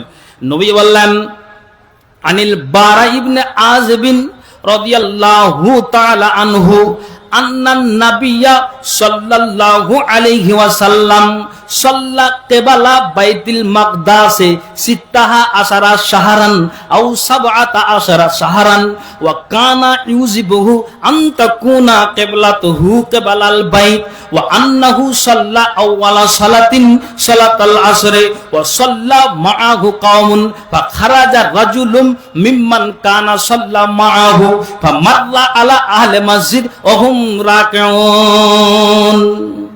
লম্বা হাদিস, বুখারী মুসলিমের রিওয়ায়াত আছে। তো বারা ইবনে আযিব থেকে বর্ণিত, রাসূল সাল্লাল্লাহু আলাইহি সাল্লাম হিজরত করে মদিনাতে এসে 16 শাহরান আও 17 শাহরান, তিনি 16 কিংবা 17 মাস বাইতুল মাকদাসের দিকে ফিরে নামাজ আদায় করেছেন। যেটা ইসরায়েল আর প্যালেস্টাইনের মাটিতে মসজিদে আকসাকে নিয়ে যে বিবাদ আর ঝামেলা সৃষ্টি হচ্ছে, চলছে, গাজাবাসীদেরকে এইভাবে উড়িয়ে দেওয়া হলো, মুসলমানদেরকে চতুর্দিকে ধ্বংস করে দেওয়া হলো। তো রাসূল হিজরত করে মদিনাতে এসে তিনি 16 কিংবা 17 মাস বাইতুল মাকদাসের দিকে ফিরে তিনি নামাজ আদায় করেছেন। কিন্তু রাসূলের পছন্দ যে তার কিবলা বাইতুল্লাহর দিকে হোক। কিন্তু তারপরে আল্লাহর নির্দেশে তিনি একদল লোক নিয়ে আসরের নামাজ আদায় করলেন। যখন আল্লাহর নির্দেশ দিলেন কিবলা পরিবর্তন করে দিতে হবে, এখন তুমি মক্কার দিকে মুখ করে নামাজ আদায় করো, একদল লোক নিয়ে তিনি সর্বপ্রথম আল্লাহর নির্দেশে আসরের নামাজ আদায় করলেন। যারা নবীজির সাথে সাহাবারা নামাজ আদায় করেছিলেন, তাদের ভিতরে একজন লোক বের হয়ে ফামাররা আলা আহলে মসজিদ, এটা মসজিদ থেকে ফাখারাজা রাজুলুম মিম্মান কানা সাল্লা মাহু, রাসূলের সাথে যারা এইভাবে নামাজ আদায় করে, তাদের ভিতরে একজন লোক বের হয়ে এক মসজিদে মুসাল্লিদের পাশ দিয়ে গমন করছেন। তো হাদিসে এসেছে কি, ওহুম রাকিউন, ওই সাহাবীটা রসুলের সাথে মক্কার দিকে মুখ করে যে নামাজটা আদায় করে ওই মসজিদের পাশ দিয়ে যায়, তো ওই মুসাল্লিদেরকে ওই ব্যক্তি দেখলেন যে তারা রুকুর অবস্থাতে আছে। তো এখনো পর্যন্ত তারা বায়তুল মাকদাসের দিকে ফিরে নামাজ আদায় করেন। তখন ওই লোকটা পিছন দিক থেকে আওয়াজ দিয়ে বললেন, ফাকালা আশহাদু বিল্লাহি লাকাদ সাল্লাইতু মা রাসূলিল্লাহি সাল্লাল্লাহু আলাইহি ওয়াসাল্লাম, আমি আল্লাহকে সাক্ষী রেখে বলছি এইমাত্র আমি রসুলের সাথে বাইতুল্লাহর দিকে মুখ করে নামাজ পড়ে আসলাম। তখন এই কথাটা যখন পিছন দিক থেকে আওয়াজ দিল, তখন তারা যেই অবস্থাতে ছিল সেই অবস্থাতেই তারা কিবলাটাকে পরিবর্তন করে নিলেন। কেবালা মাক্কাতা ফাদ্দারু কামা হুম কেবালাল বাইত, তার মানে তারা যে রুকুর অবস্থাতে ছিল তো ওই অবস্থাতেই তারা বাইতুল মাকদাসের দিকে ফিরে আপনার কিবলাটাকে পরিবর্তন করে বাইতুল্লাহর দিকে আপনার ঘুরে গেলেন। এক সেকেন্ডের সময় নয়, রসুলের নির্দেশ যেমনই এই ব্যক্তি বলেছেন সঙ্গে সঙ্গে আপনার কিবলাটাকে রুকুর অবস্থায় পরিবর্তন করে দিলেন। এই হচ্ছে আনুগত্য। তাহলে আমি আর আপনি যদি এইভাবে চলে, মাথায় রাখুন নিশ্চিত আমার আর আপনার প্রতিফল ভালো আছে। আল্লাহ কোরআনের ভাষায় দিয়েছেন কি, যারা আল্লাহ এবং আল্লাহ রসুলের আনুগত্য করে ফাকাদ ফাজা ফাউজান আজিমা, সে এক মহা সাফল্য অর্জন করলো। তাহলে আপনি চিন্তা করুন, যদি আমরা ওই সাহাবীদের ইতিহাসটাকে নিয়ে চলি তাহলে আমাদের কোনো টেনশন থাকবে না। কেননা একজন বিখ্যাত সাহাবী আল্লাহ পাক রাসূল যে আশারায়ে মুবাশশারা 10টা সাহাবীর নাম উল্লেখ করেছেন, তো দ্বিতীয় নম্বরে যার নামটা নেওয়া হয়েছে তিনি হলেন হযরত উমর। তো হযরত উমর তিনি নিজে বলছেন যে আল্লাহ, আমি নিজের রুহের খোরাকের জন্য আমার চিন্তা হয়, রুহের খোরাকটা আপনি কি করে জোগাড় করবেন? আপনি জিকির আজকার তাসবিহ তাহলিল নফল সালাত দিয়ে, নফল সিয়াম দিয়ে, রমজান মাসের সিয়াম দিয়ে, আপনি তাহাজ্জুদের নামাজ দিয়ে, কোরআন তেলাওয়াতের মাধ্যম দিয়ে আপনি যখন করবেন, এটা হলো রুহের খোরাক। হযরত উমর বলছেন যে আমার রুহের খোরাক নিয়ে আমার টেনশন হয়। যে মানুষটা রুহের খোরাকটা আপনার পূর্ণ করে কবরে যাবে আর হাসরে দেখা হবে, তখন ওই মানুষটার আর কোনো টেনশন থাকতে পারে না। তাহলে ইনি তো জান্নাতি সাহাবী, এর এতটা মানে টেনশন করার কি আছে? তারপরেও রাসূল যা বলেছেন অক্ষর অক্ষরে পালন করার চেষ্টা করেছেন, এর নাম আনুগত্য। তাহলে আমি আর আপনি কোন জায়গাতে দাঁড়িয়ে আছি, কতটা পিছনে পড়ে আছি, আপনি নিজেই চিন্তা করুন। বেশি কথা আপনাকে বলবো না, মুদ্রা কথা বলছি, কথাগুলিকে আপনি বুঝার চেষ্টা করুন যে আমি আর আপনি কোন জায়গাতে দাঁড়িয়ে আছি। বন্ধু ও বাপজান ভালো করে শুনবেন, যখন ঠিক আল্লাহ পাকের রাসূল নবী মুহাম্মদুর রাসূলুল্লাহ, এবার পড়ুন তো সাল্লাল্লাহু আলাইহি ওয়াসাল্লাম, তিনি যখন মারা গেলেন, ইতিহাস প্রমাণ করে আল্লাহ পাকের রাসূল তিনি 13 অথবা 14 দিন অসুখ থাকার পর আল্লাহ পাকের রাসূল দুনিয়া থেকে বিদায় হয়েছেন। তো তেমনি রসুল যখন বিদায় হলেন, তখন দুইটা গ্রুপ হলো আনসার আর মুহাজিরের ভিতরে রসুলের মানে রসুলকে মাটি দেওয়া নিয়ে একটা বিবাদ সৃষ্টি হলো। বিবাদ সৃষ্টি হলো কি নিয়ে? মুহাজিরেরা তারা আওয়াজ তুলেছে যে রসুলকে আমরা এখান থেকে মক্কাতে নিয়ে যাব, রসুলকে আমরা মক্কার মাটিতেই দাফন করব। আর আনসাররা বলেন যে না, নবীজিকে মদিনাতেই মাটি দেওয়া হবে। এই নিয়ে আনসার মুহাজিরের ভিতরে একটা বিবাদ সৃষ্টি হলো।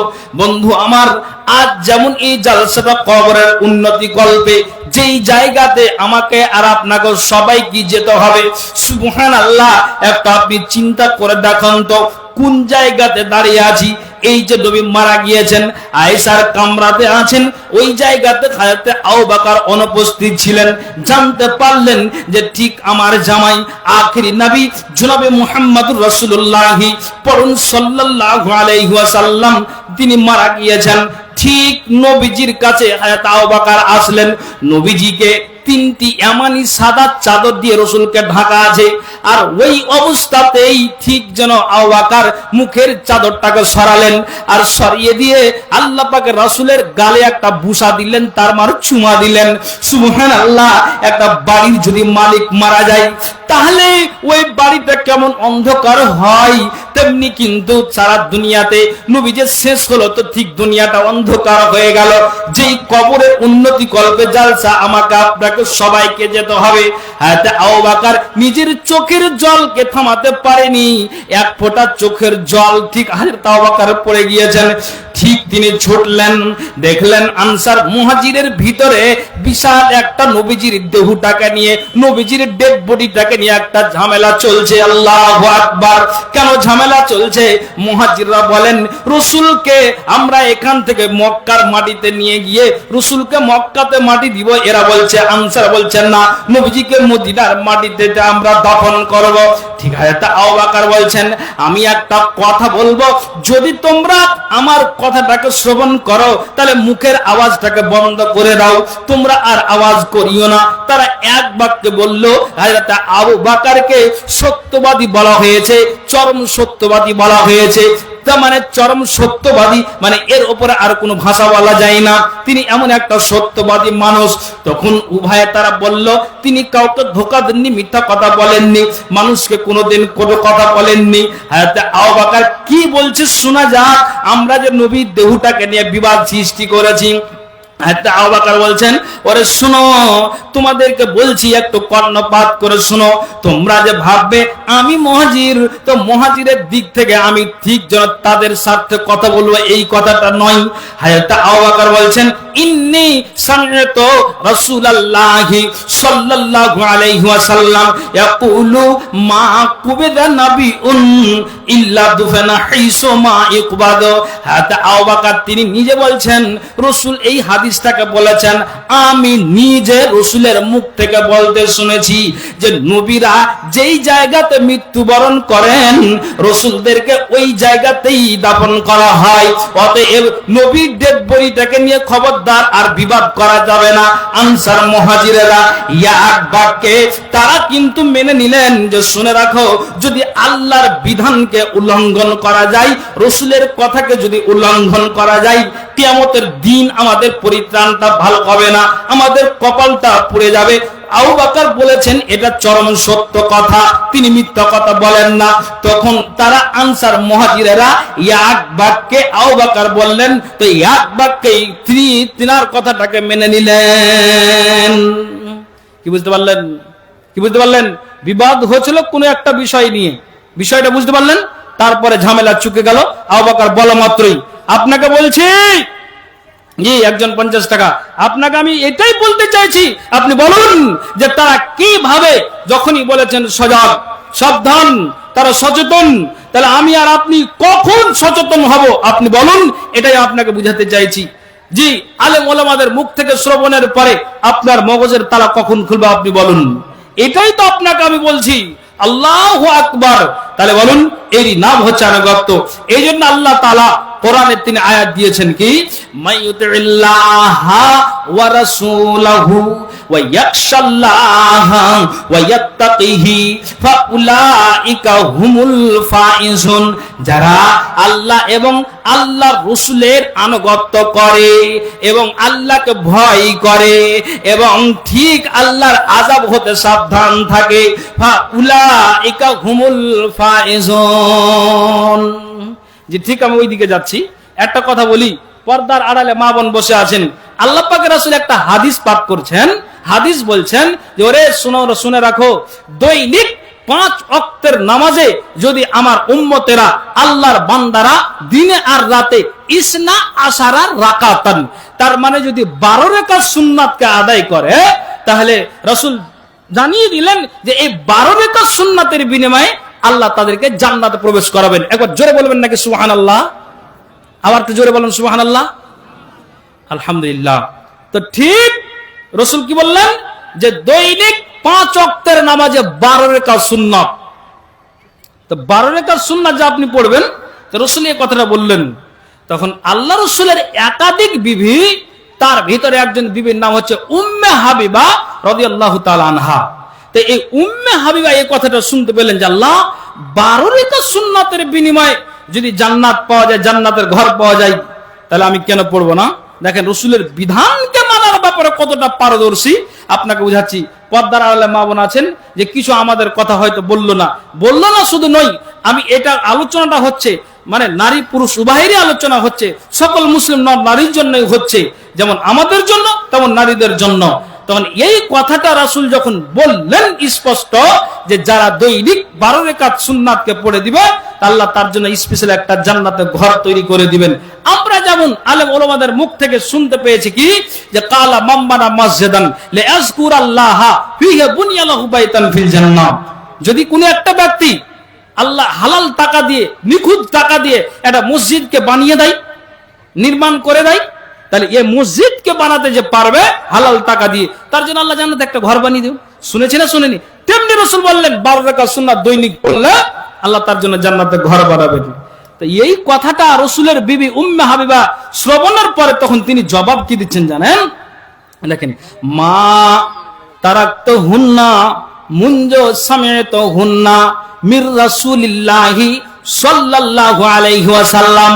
উম্মে হাবিবা জবাব দিচ্ছেন, আমি রাসূলের মুখ থেকে এই কথাটাকে শুনতে পেলাম, তো আমি সেদিন থেকে শপথ করলাম, আল্লাহ তুমি আমাকে যতদিন বাঁচিয়ে রাখবে, আল্লাহ আমি কসম করে বলছি, আল্লাহ আর কোনদিন এই 12 রাকাত সুন্নাতকে আমি ছেড়ে দিব না। আল্লাহ তুমি আমার যতদিন হায়াত দিয়েছো আমি ঠিকঠাক আমি সুন্দর করে 12 রাকাত সুন্নাতকে আমি আদায় করে যাব। কেন জানি যে যারা আল্লাহ এবং আল্লাহ রাসূলের বিধানকে যারা মেনে চলবে কিয়ামতের দিন তাদের আর কোনো টেনশন থাকবে না। কাজেই আমি রাসূলের কথাটাকে শ্রবণ করে আমি সুন্নাতের প্রতি আরো মজবুত হয়ে গেলাম। একবার বলুন তো সুবহানাল্লাহ।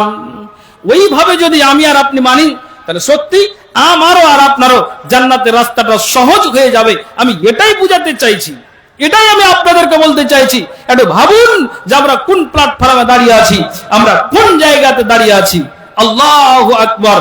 বন্ধু আমার, হযরত আবু বকর তিনি নিজে বলছেন যে আল্লাহ পাকের রাসূল তিনি আমাকে একটা দুয়ার কথা বললেন, তো যেই দোয়া আমরা তাশাহুদে শেষ তাশাহুদ করতে গেলে ওই দোয়াটা পাঠ না করলে আমরা সালাম ফিরি না।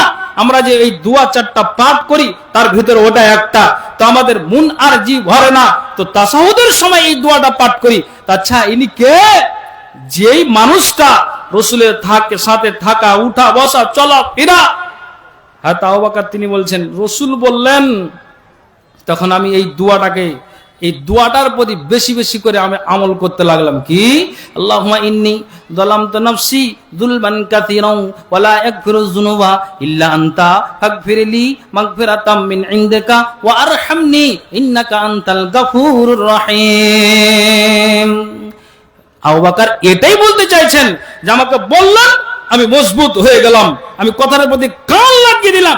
আপনি বলুন এরা জান্নাতি, এদের ব্যাপারে রাসূল জীবদ্দশায় এই সাহাবীদের ব্যাপারে জান্নাতের সুসংবাদ দিয়ে গিয়েছেন, তা আমি আর আপনি কেন পিছিয়ে আছি আপনি বলুন। ভাইজান, যেই কবরের উন্নতি গল্পে জালসা, আপনার মগজের তালা খুলবে কখন? কখন আপনি ভাববেন, কখন আপনার বয়স 50 হয়ে গিয়েছে তারপরে কোনো গুরুত্ব নাই, মগজটা কখন আপনার খুলবে? এটাই বুঝাতে চাইছি, রাসূলের অনুকরণের মাধ্যমে রয়েছে জান্নাত। তাহলে আপনি সাহাবীদের ইতিহাসটাকে খুলে আপনি নিজে এখন চিন্তা ভাবনা করে বাড়ি গিয়ে আপনি অঙ্ক কষেন যে হ্যাঁ আমি কোন জায়গাতে দাঁড়িয়ে আছি, আমি কোন প্ল্যাটফর্মে দাঁড়িয়ে আছি। বন্ধু আমার, এটাই তো আপনাকে বলছি। হযরত ওমর ফারুক রাদিয়াল্লাহু তাআলা আনহু তিনি নিজেই বলছেন যে আমি আঙ্গুলের ইশারা করে আমি পাথরকে কি বলছি, ইন্নী আলামু, আমি জানি পাথর, লা তাজুরু ওয়ালা তানফা, জানি যে আমি তোমার দ্বারাই কোনো লাভ এবং লোকসান করা তোমার দ্বারাই দুটোই সম্ভব নয়, কিন্তু আমি কেন তোমাকে বুশা দিই, কেন তোমাকে আমি চুমল লাগাই? লাউলা আন্নী রাইতু রাসূলুল্লাহি সাল্লাল্লাহু আলাইহি ওয়াসাল্লাম, আমি নবীজিকে স্বয়ং দেখেছি। আল্লাহ পাকের রাসূল তিনি বুশা দিয়েছেন বলেই আমি হযরত ওমর তোমাকে আমি বুশা দিই, তোমাকে আমি চুমল লাগাই। আল্লাহু আকবার। দেখেন তো তাহলে এই ইতিহাসগুলোকে কোথায় রাখবেন যে এরা জান্নাতি সাহাবী, তারপর কতটা সংযত হয়ে চলেছেন। সুবহানাল্লাহ। লম্বা করব না, যেহেতু একটা দায়িত্ব আছে, আর এটা যেই জায়গার জন্য জালসা, আমাদের সকলকে যেতে হবে।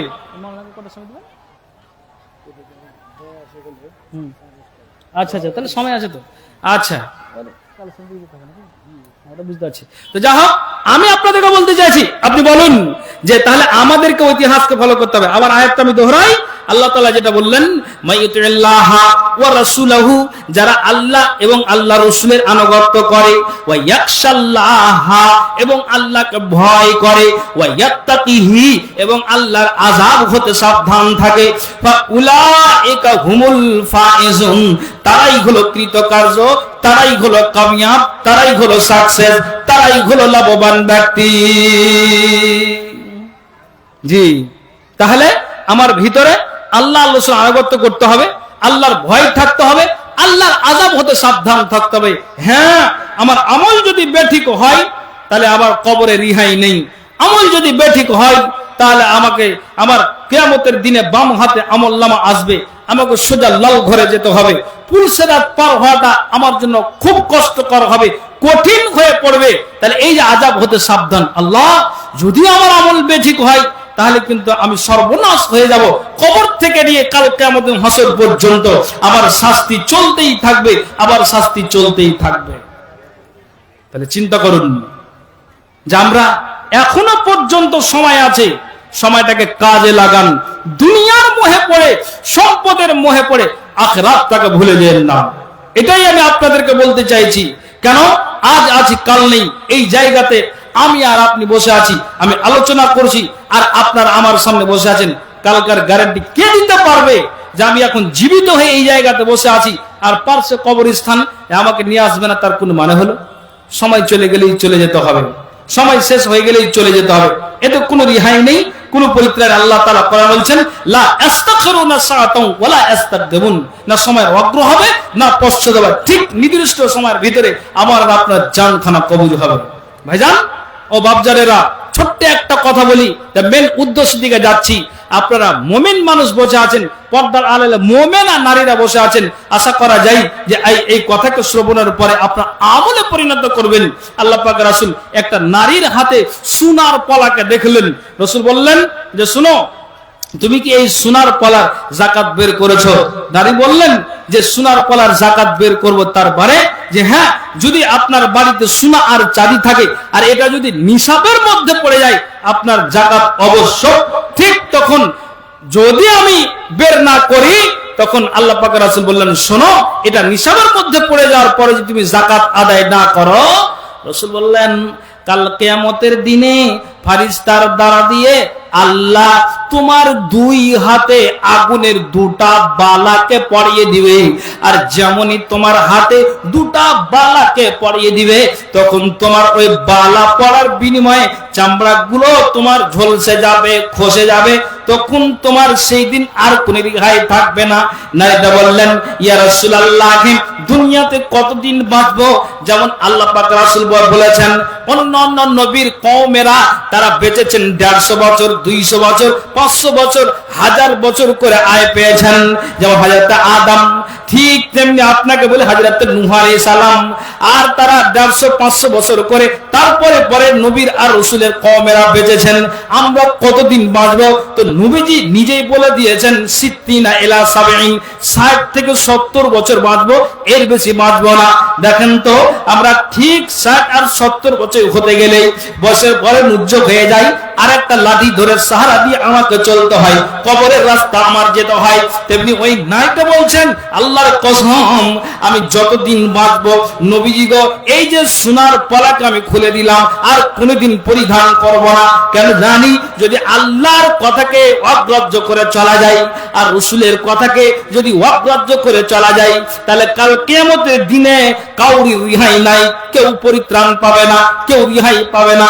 রাসূল গো, যতদিন বাঁচবো এই সোনার পলাকে পরিধান করব না। সাহাবীরা বললেন, এটা তুমি বের করে দাও, তাহলে কিন্তু এই মালটা তোমার পাক হয়ে গেল, পবিত্র হয়ে গেল।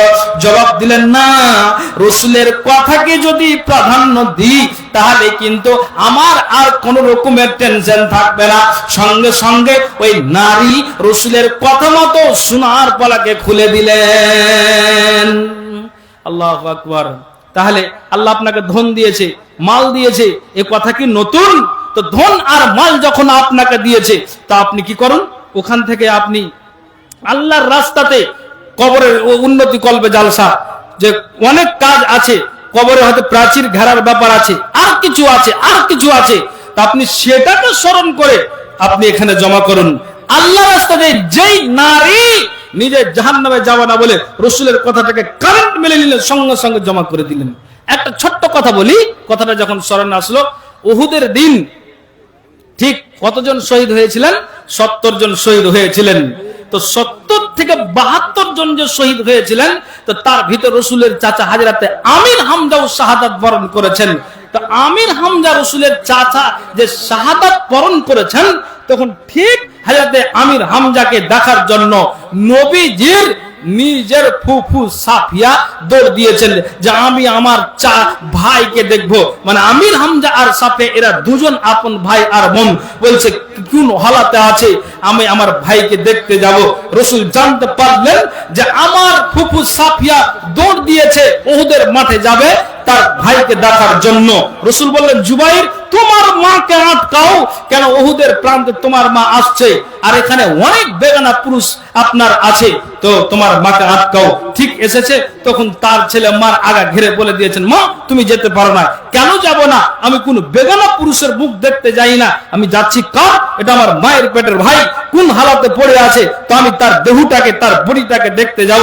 বলছে আমি নিষেধ করিনি, না রাসূলুল্লাহ সাল্লাল্লাহু আলাইহি ওয়াসাল্লাম, রাসূল বাধা দিয়েছেন মা, তার জন্য আমি তোমাকে বলছি, এটা আমার পক্ষ থেকে নিষেধ নয়। ওরে সুবহানাল্লাহ, এই কথাটাই শুধু জুবাইর বললেন। তখন সাফি বলছে, আল্লাহ নবীজি বলেছেন রাস্তাকে আর লম্বা করা যাবে না, উহুদের মাঠে যাব, এটা আমার উচিত আর হবে না। নবীজি নিষেধ করেছেন, সঙ্গে সঙ্গে রাস্তাটাকে বদল করে তিনি বাড়ির দিকে রওনা দিয়ে দিলেন। জানেন যে যদি আল্লাহ আর আল্লাহ রাসূলের কথাকে অগ্রাহ্য করা যায়, তাহলে লাল ঘরে যেতে হবে, জাহান্নাম খানাতে যেতে হবে। তখন আর দ্বিতীয় কোনো কথা না বলে রাসূলের কথা যেমনি বলেছেন, ওই নারীর সঙ্গে সঙ্গে রাস্তাটাকে বদল করে ঠিক যেন বাড়ির দিকে রওনা দিয়েছেন। আল্লাহু আকবার। তাহলে চিন্তা করে রাখুন, মানার ব্যাপারে কতটা পারদর্শী, জান্নাতকে নেওয়ার জন্য কতটা সজাগ আর সাবধান। এই করে আমাকে আর আপনাকে চলতে হবে, তাহলে অপরিকর নচেত নই। হ্যাঁ, মুদ্রার কথাটা আসি, এটা হলো কবর উন্নতি কল্পে জালসা। মা বোনেরা যথেষ্ট বুঝতে পারছেন, আপনারা বুঝতে পারছেন। আর আমি লম্বা করতে চাই না, শুধু এটাই বলতে চাইছি, যেই নারী জাহান্নামে যাবে না বলে সোনার পলাকে খুলে দিলেন, তা আপনার বাড়িতে ধন আর টাকা আর পয়সা আছে, যার যেরকম সমর্থক সেই অনুযায়ী আল্লাহ আল্লাহ রাসূলের বিধানকে মানার ব্যাপারে একটু পারদর্শী রাখান, সজাগ হন, সাবধান হন। আমি এটাই আপনাদের বলতে চাইছি। আপনার পকেটে থাকতে গেলে আপনি এই টেবিলে জমা করুন, না থাকতে গেলে আপনি সময় নিন, 1 সপ্তাহ পরে, 2 দিন পর, 4 দিন পরে আপনি দিবেন। কেন আমি আমার বক্তব্যের শুরুতেই একজন ভাই উনি 3000 টাকা দিয়েছেন আর বললেন, মাওলানা এর আগে আমাদের বাড়ি বাড়ি কালেকশন হয়েছে, তো আমরা দিয়েছি। যারা দূর দূরান্ত থেকে এসেছেন আর যারা নিজের গ্রামের যারা আপনারা আছেন, আমি বলছি আপনাদেরকে যে অবশ্যই আপনারা এই এই মানে কবরস্থানের উন্নতি কল্পে জালসা, আপনার দানের হাতটাকে বাড়িয়ে দিন। এটা শুরুতেই আমাকে বলা হয়েছে, আপনি আলোচনা যা করবেন কিন্তু একটু খেয়াল রাখবেন যে আমরা কবরের উন্নতি কল্পে জালসা করছি, একটু দানের দিকে যাবেন। এই জন্য আমি আর বক্তব্য লম্বা করতে পারছি না, কেন ঠিক নির্দিষ্ট সময় প্রধান বক্তা এসে বসে আছেন, আসরের পর থেকে নিয়ে আপনাদের গ্রামে আছে, ঠিক সময়ে উনি হাজির হবেন। দানের পর্বটা সেরে দেন, তারপরে ইনশাআল্লাহ উনি হাজির হয়ে যাবেন। তা আপনারা বলুন, আল্লাহর ওয়াস্তে যারা সামনে বসে আছেন, আমি আপনাদেরকে বলছি যে আপনারা কে পারবেন 5000, 2000, 1000 করে অন্তত 10টা কলম আসুন। আপনার জমিতে ফসল আছে, ভুট্টা, গম আর কিছু সরিষা, সেগুলোও আপনি জমা করেন আর লিখেন, আল্লাহর ওয়াস্তে দিন। ইনশাআল্লাহ আল্লাহ তাআলা আপনার দানকে কবুল করবেন। যা আপনার কাছে আছে আপনি সমর্থক অনুযায়ী আল্লাহর রাস্তাতে আপনি দান করেন। কেন আল্লাহ তাআলা কোরআনে বলেছেন, লা ইন শাকারতুম লা আযিদান্নাকুম ওয়া লা ইন কাফারতুম ইন্না আযাবি লাশাদীদ। আল্লাহ বলছেন, আমি তোমাকে যা দিয়েছি এটা থেকে তুমি আল্লাহর শুকরিয়া আদায় করো, আল্লাহর কৃতজ্ঞতা প্রকাশ করো, আল্লাহর গুণগান বর্ণনা করো। তার মানে আল্লাহ তোমাকে যা দিয়েছে এতে থেকে তুমি শুকরিয়া আদায় করো। কাকে দোতলা দিয়েছে তার দিকে লক্ষ্য না করে নবীজি বলছেন তোমার নিচে কি আছে তার দিকে তুমি তাকাও। তো ঠিক আল্লাহ বলছেন যা দিয়েছি তুমি আল্লাহর শুকরিয়া আদায় করবে। আর যদি অকৃতজ্ঞ হও, আল্লাহ যা দিয়েছে আপনার মনটা অসন্তুষ্ট আছে, আপনার মনটা মনক্ষুণ্ণ আছে, বেজার আছে, আল্লাহ বুঝতে পারলেন এটা যদি তোমার ভিতরে থাকে আমি আল্লাহ জানি। ইন্নাহু আলিমুম বিদাতিস সুদূর, আমি ভেদের কথা নিশ্চয় আমি আল্লাহ তাআলা জানি। এটা তোমার ভিতরে থাকতে গেলে আমি আল্লাহ জবাব দিয়েছি ইন্না আযাবি লাশাদীদ, নিশ্চয় আমার আযাব বড় কঠিন, সেই আযাবে তোমাদের গ্রেফতার করা হবে। জি, অতএব বলুন তো এই গ্রামের মানুষ, এলাকার মানুষ আর যারা দূর দূরান্ত থেকে এসেছেন আর মা বোন, আমি আপনাদেরকে বলবো যে যারা ভলেন্টিয়ার আছেন এই পুরুষ ভাইদের কাছে চাদরটা ঘুরেন, আর মা বোনদের কাছে যারা মহিলাদেরকে হয়তো দায়িত্ব দেওয়া আছে তো মহিলাদের বলবো যে আপনারাও যাদের দায়িত্ব দেওয়া আছে একটু চাদর নিয়ে ঘুরে একটু লক্ষ্য রাখুন যেই জায়গাতে আমাদের সকলকেই যেতে হবে সেই জায়গার জন্যই জালসা। ভাই লক্ষ্য করুন যে আপনাদের সাদরে মোহতারাম খুব সুন্দর আলোচনা করছিলেন কবরকে নিয়ে। আপনারা মানে অনেকেই ছিলেন না বলে হয়তো শুনতে পাননি, কিন্তু তারপরও বলছি যে এত সুন্দর আলোচনা করেছেন। আমি আপনাদেরকে এটাই বলতে চাইছি যে ভাই একটু হাতটাকে বাড়ান আর নিজের হৃদয়টাকে বুঝান যে হ্যাঁ আমাদের দিতে হবে। এই জন্য জালসাটা তাবলিগ নয় যে আলেম ওলামারা এসে আপনাকে 1.5 থেকে 2 ঘন্টা আপনাকে শুধু আলোচনায় শোনাবে। তো অতএব মা বোন আপনাদের বলছি যে আপনারাও কাউরির হাতে, বাচ্চা ছেলেদের হাতে বা আর কাউরির হাতে দিয়ে পাঠান। আপনাদেরকে বলছি যে আপনারা যারা আছেন আপনাদেরকে বলছি আপনারা 1000-2000 করে এই কবরের জন্য একটু দানের হাত থেকে বাড়িয়ে দিন, একটু বাড়িয়ে দিন, সহযোগিতা করুন। কারা আছেন যে হ্যাঁ আমি দিচ্ছি, যত তাড়াতাড়ি দিবেন বক্তা এসে হাজির হবে। তো এটা আজীব লাগছে, মানুষের ইমান কোথায় গেল গো যে এই জায়গাতে জালসা আর আলোচনা হচ্ছে কোরআন হাদিসের আলোচনা, আর এত আমরা এলাকার মানুষ হরিপুরের মানুষটি যদি এখানে বসতো তাহলে এই জায়গাতে আপনার মানে এখানে জায়গা হতো না। কোথায় সব মানুষ গিয়েছি, হ্যাঁ আল্লাহু আকবার, সব মিটিং আর মিছিল করে ক্লান্ত হয়ে গিয়ে বাড়িতে মনে হয় ঘুমিয়ে আছে। জি জালসা তো একটু ভাবুন ভাই, আপনাদের বলছি দান হাত থেকে বাড়িয়ে দিন, এটা আল্লাহর রাস্তায় দিয়ে পাঠান। অন্তত আমি 10টা কলম বলছি, 1000 করে একটা জন বলুন যে আমি দিচ্ছি। কোন আল্লাহর বান্দা আছেন আপনারা না দিলে? জালসাটা করেছেন কিসের জন্য? আলহামদুলিল্লাহ, দুলাল হক উনি 2000 টাকা দিয়েছেন।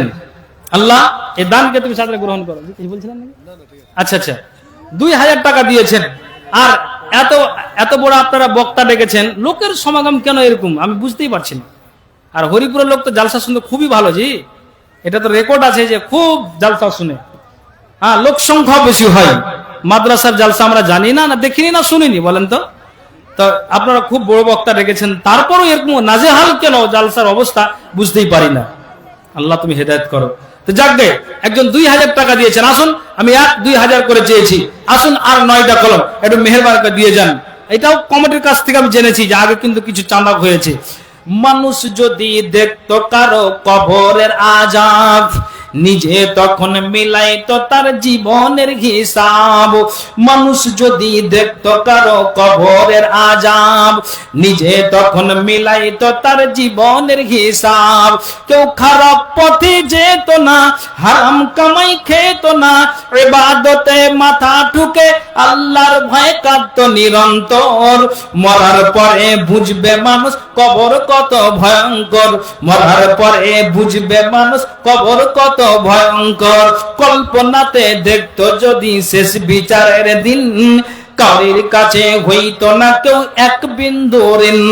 পুলসে রাতের কঠিন সময় দেখতো যদি আরো, আল্লাহ ছাড়া উপাসনা করতো না আর কারো।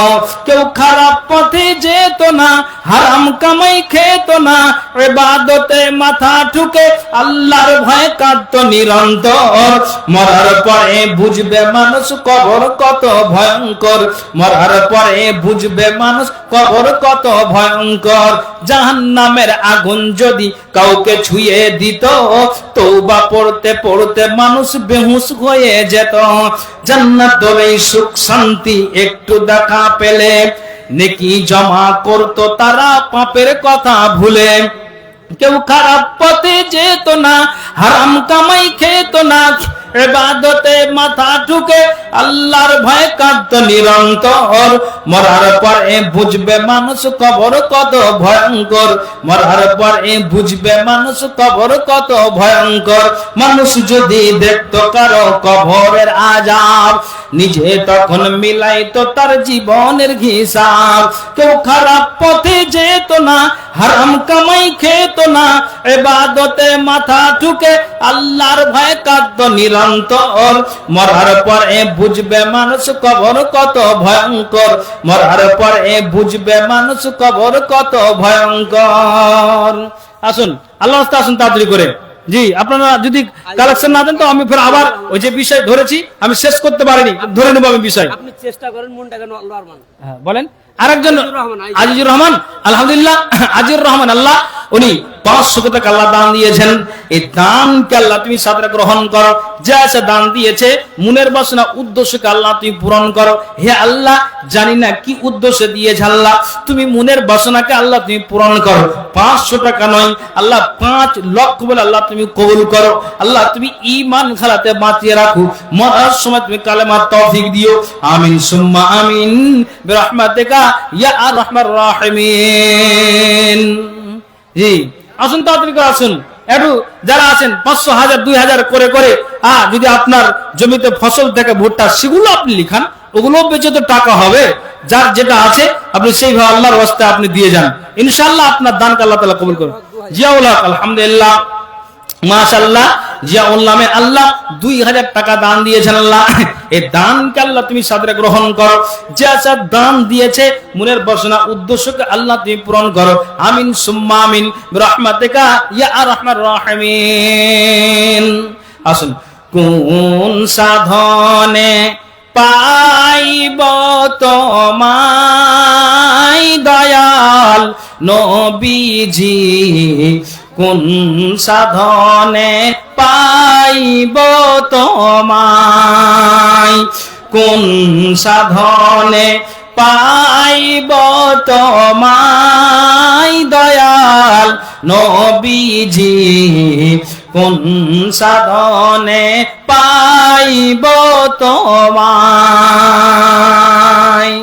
নবীর সকল মুজিজা দেখা বিবি খাদিজা, জীবন জৈবন সইপা দিলেন তাই দয়াল নবীজি। কেটা? আচ্ছা বদির, আচ্ছা বদির বাবার নামে দিয়েছেন 700 টাকা দান। হে আল্লাহ, এই দানকে তুমি সাথে গ্রহণ করো। যে সাথে আচ্ছা কবরস্থানে কি কাজ হবে ভাই? কবরস্থানে ওই রাস্তার জন্য একটা জায়গা কিনা হবে। আর রাস্তার জন্য মানে জায়গা কিনা হবে, আর কিছু? আর ওই ছোট্ট করে কালভেট বানাবো। আচ্ছা ছোট্ট করে কালভেট বানাবে। তো যাই হোক, মানে তার মানে এক কথাই যে রাস্তার দরকার, সিমেন্ট বালু পাথরের দরকার আছে। 1-2 বস্তা সিমেন্ট যদি লিখান, কালভেটটা হবে, ওটারও সিমেন্টের দরকার আছে। যদি কেউ পারেন আল্লাহর রাস্তে কাজ চালু হবে, আপনারা সেদিন দিবেন। কিন্তু দিন একজন 200 টাকা আল্লাহ দান দিয়েছে, এই দানকে আল্লাহ তুমি সাথে গ্রহণ করো। যে আশা দান দিয়েছে আল্লাহ মনের বাসনা উদ্দেশ্যকে পূরণ করো। আমিন সুম্মা আমিন বিরহমাতিকা ইয়া আরহামার রাহিমিন। আলহামদুলিল্লাহ, অনেকজন আল্লাহ 100 টাকা দান দিয়েছেন, এই দানকে আল্লাহ তুমি সাথে গ্রহণ করো। যে আশা দান দিয়েছে মনের বাসনা উদ্দেশ্যকে আল্লাহ তুমি পূরণ করো। আমিন সুম্মা আমিন বিরহমাতিকা ইয়া আরহামার রাহিমিন। জি আসুন, আল্লাহর ওয়াস্তে মেহেরবানি করে, আহারে দয়ার নবী কান্দেন যারে যা, আহারে দয়ার নবী কান্দেন যারে যা। ফাতেমাকে ডেকে বলেন, শোনো বেটি আমার দিকে। ফাতেমাকে ডেকে বলেন, শোনো বেটি আমার দিকে। 3টি জায়গা তোমায় আমি কেমনে করব পার। আহারে দয়ার নবী কান্দেন যারে যা। একটি হলো কবর মাঝে ফারিস্তারা জিজ্ঞেস করিবে মান রব্বকা মা দীনুকা মান নবিয়ুকা। প্রশ্ন করিবে, এ প্রশ্নের জবাব দিতে না পারলে বেটি তোমায় আমি কেমনে করব পার। আহারে দয়ার নবী কান্দেন যারে যা। আহারে দয়ার নবী কান্দেন যারে যা। দুটি হলো কিয়ামতে আমলনামা লাগতে বাম হাতে। দুটি হলো কিয়ামতে আমলনামা লাগতে বাম হাতে। আমলনামা লাগতে বাম হাতে বেটি কেমনে করব পার। আহারে দয়ার নবী কান্দেন যারে যা। তিনটি হলো পুলসে রাতে নেকি বদির ওজনেতে। তিনটি হলো পুলসে রাতে নেকি বদির ওজনেতে।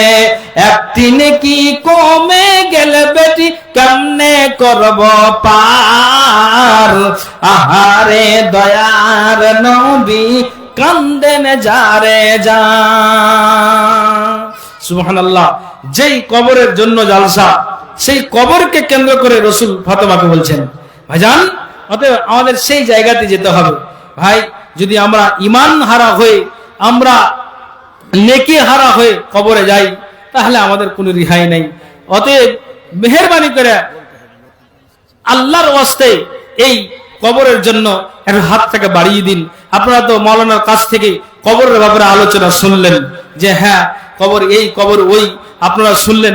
তারপরও আমরা এগুলো আরো ইমামদের মুখ থেকে আমরা জুমার খুতবায় শুনেছি, আমরা আরো আলেমদের মুখ থেকে এই কথাগুলিকে শুনেছি, কিন্তু তারপরে শুনছি আবার শোনার পরে 5 মিনিট পরে আপনাকে জিজ্ঞেস করা গেলে হারিয়ে যাই। কেন হারিয়ে যাই? যেহেতু এটা আমার ভিতরে ঈমানের দুর্বলতার কারণে। জি, আপনি বলুন যে হযরত উসমান তিনি নিজে এই আপনার কবরে বেশি বেশি করে যেতেন আর কাঁদতেন আর কবরকে ভয় করতেন আর তিনি অস্ত্র ঝরাতেন। হায় আল্লাহ, তাহলে আমরা পাপী গুনাহগার কে আমি আর আপনি বলতে পারবো যে কখন আমি চলে যাব? আবার কোনো গ্যারান্টি নাই। তা আমাকে তো ভাবাটা উচিত, আমাকে টেনশন করা দরকার যে হ্যাঁ আল্লাহ আমাকে আজ রেখেছে, আপনার বয়স 50 হয়ে গেল, 60 হয়ে গেল, আপনি এবার বুঝতে পারছেন যে তারপরে গতি নেই, সকলকে যেতে হবে। আপনার বয়স যখন ঠিক বৃদ্ধ বয়সে চলে গেল, আপনার ভাবনা বেশি হচ্ছে। আমি আছি যুবক মানুষ, তা আমারও হচ্ছে যে আল্লাহ আমাকে এই জায়গায় যেতে হবে। তো পুঁজি হারা হয়ে যদি যাই, তাহলে সেই দিন আর যতই কাকতি বিনতি করি তাহলে আমার রিহাই থাকবে না। আল্লাহকে যদি হাসরের ময়দানে বলি আল্লাহ তুমি পুরানায় পাঠাও, আর কোরআনে এসেছে যে আল্লাহকে নালিশ জানাবো, আবার তুমি পৃথিবীর মাটিতে পাঠাবে, আমরা আবার তুমি যা আল্লাহ বলেছো, রসুল যা বলেছেন সব কিছুকে আমরা ঠিক একত্রিত করে আমরা মেনে আবার তোমার কাছে ফিরে আসবো, অক্ষরে অক্ষরে পালন করার চেষ্টা করবো। আল্লাহ বলছেন বান্দা যাওয়ার কোনো নিয়ম নেই, তুমি সেই সময়টাকে কি কাজে ব্যয় করেছো, এই সময়টাকে তুমি কোন কাজে অতিবাহিত করেছো, যে আজকে তুমি এই জায়গাতে কাকতি মিনতি করে আবার আমার কাছে ছাড় নেওয়ার জন্য বলছো। আল্লাহ তো এখন আপনাকে আর আমাকে সময় দিয়েছে। আপনি বলুন যে আমি আলোচনা শ্রবণের পরে আমি জানছি যদি আমার আমল বেঠিক হয় তাহলে আমার কবরে রিহাই নেই, হাসুরে আমার রিহাই নেই। আপনি এটা বুঝতে পারছেন? তা আপনাকে যদি বলি, আপনি মাথাটাকে হিলাবেন আর কথা বলবেন যে হ্যাঁ আমি বুঝতে পারছি, হ্যাঁ আমি বুঝতে পারছি। তাহলে বুঝার পরও কেন আমি পিছিয়ে আছি? আপনি বলুন। এই যে আপনাদেরকে বললাম যে একটা ঈমানের জোশ দেখান, যেই জায়গার জন্য জালসা, আপনাকে বলছি আপনার পকেটে যা আছে আপনি এটাকে ভয় করে, আল্লাহর আযাবকে ভয় করে, জাহান্নামকে ভয় করে, জান্নাতকে আশা নিয়ে আপনি দানের হাতটাকে বাড়িয়ে দিন। এই জন্য আপনাদেরকে বলছি যে সকলকে আমাদেরকে যেতে হবে। বন্ধু আমার, অতএব আল্লাহকে ভয় করুন, আর আল্লাহ রসুল যা বলেছেন সেই হিসাবে আমাদেরকে মেনে চলতে হবে, তাহলে আমরা পরিত্রাণ নই। অতএব আসুন মায়েরা আর বোনেরা, আমি এইদিকে মা বোনদেরকে বলবো যে আপনাদের দান এখনো পর্যন্ত স্টেজে আসেনি, কিন্তু আমরা সকলেই জানি যে মায়েরা দানের হারে অধিক হারে মায়েরা বেশি। জি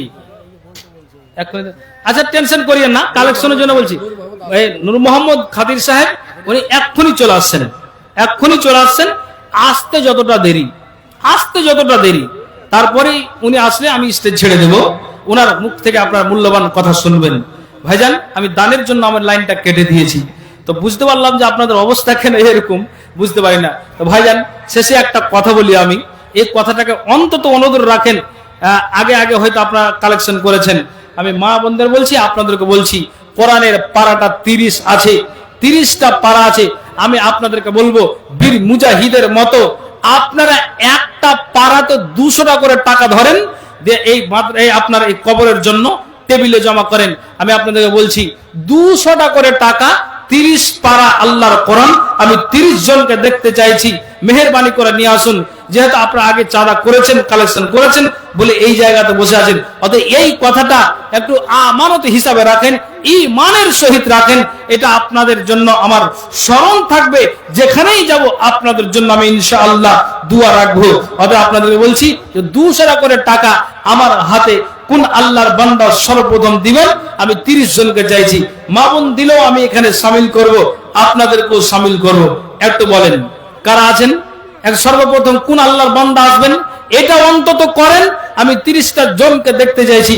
হে আল্লাহ মানুষের ভিতরে ঈমানকে ঢুকিয়ে দাও, হে আল্লাহ মানুষের মগজের তালাকে খুলে দাও।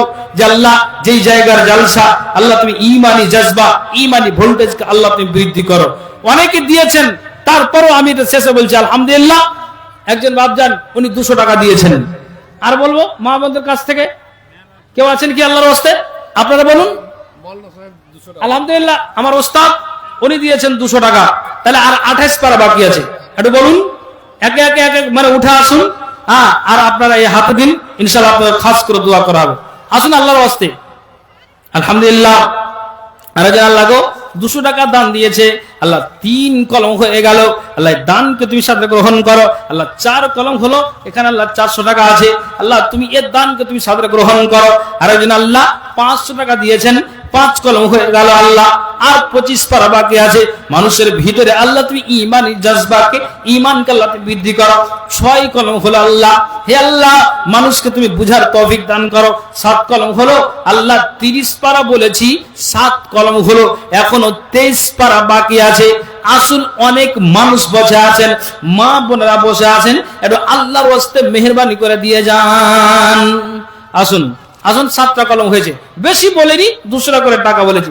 শেষ পর্যন্ত আমি এই জায়গাতে আসলাম এই জন্য যে আপনারা কালেকশন করেছেন। আর 100 টাকা দেন না ভাই? নাই? ফোন পে মেরে দেন।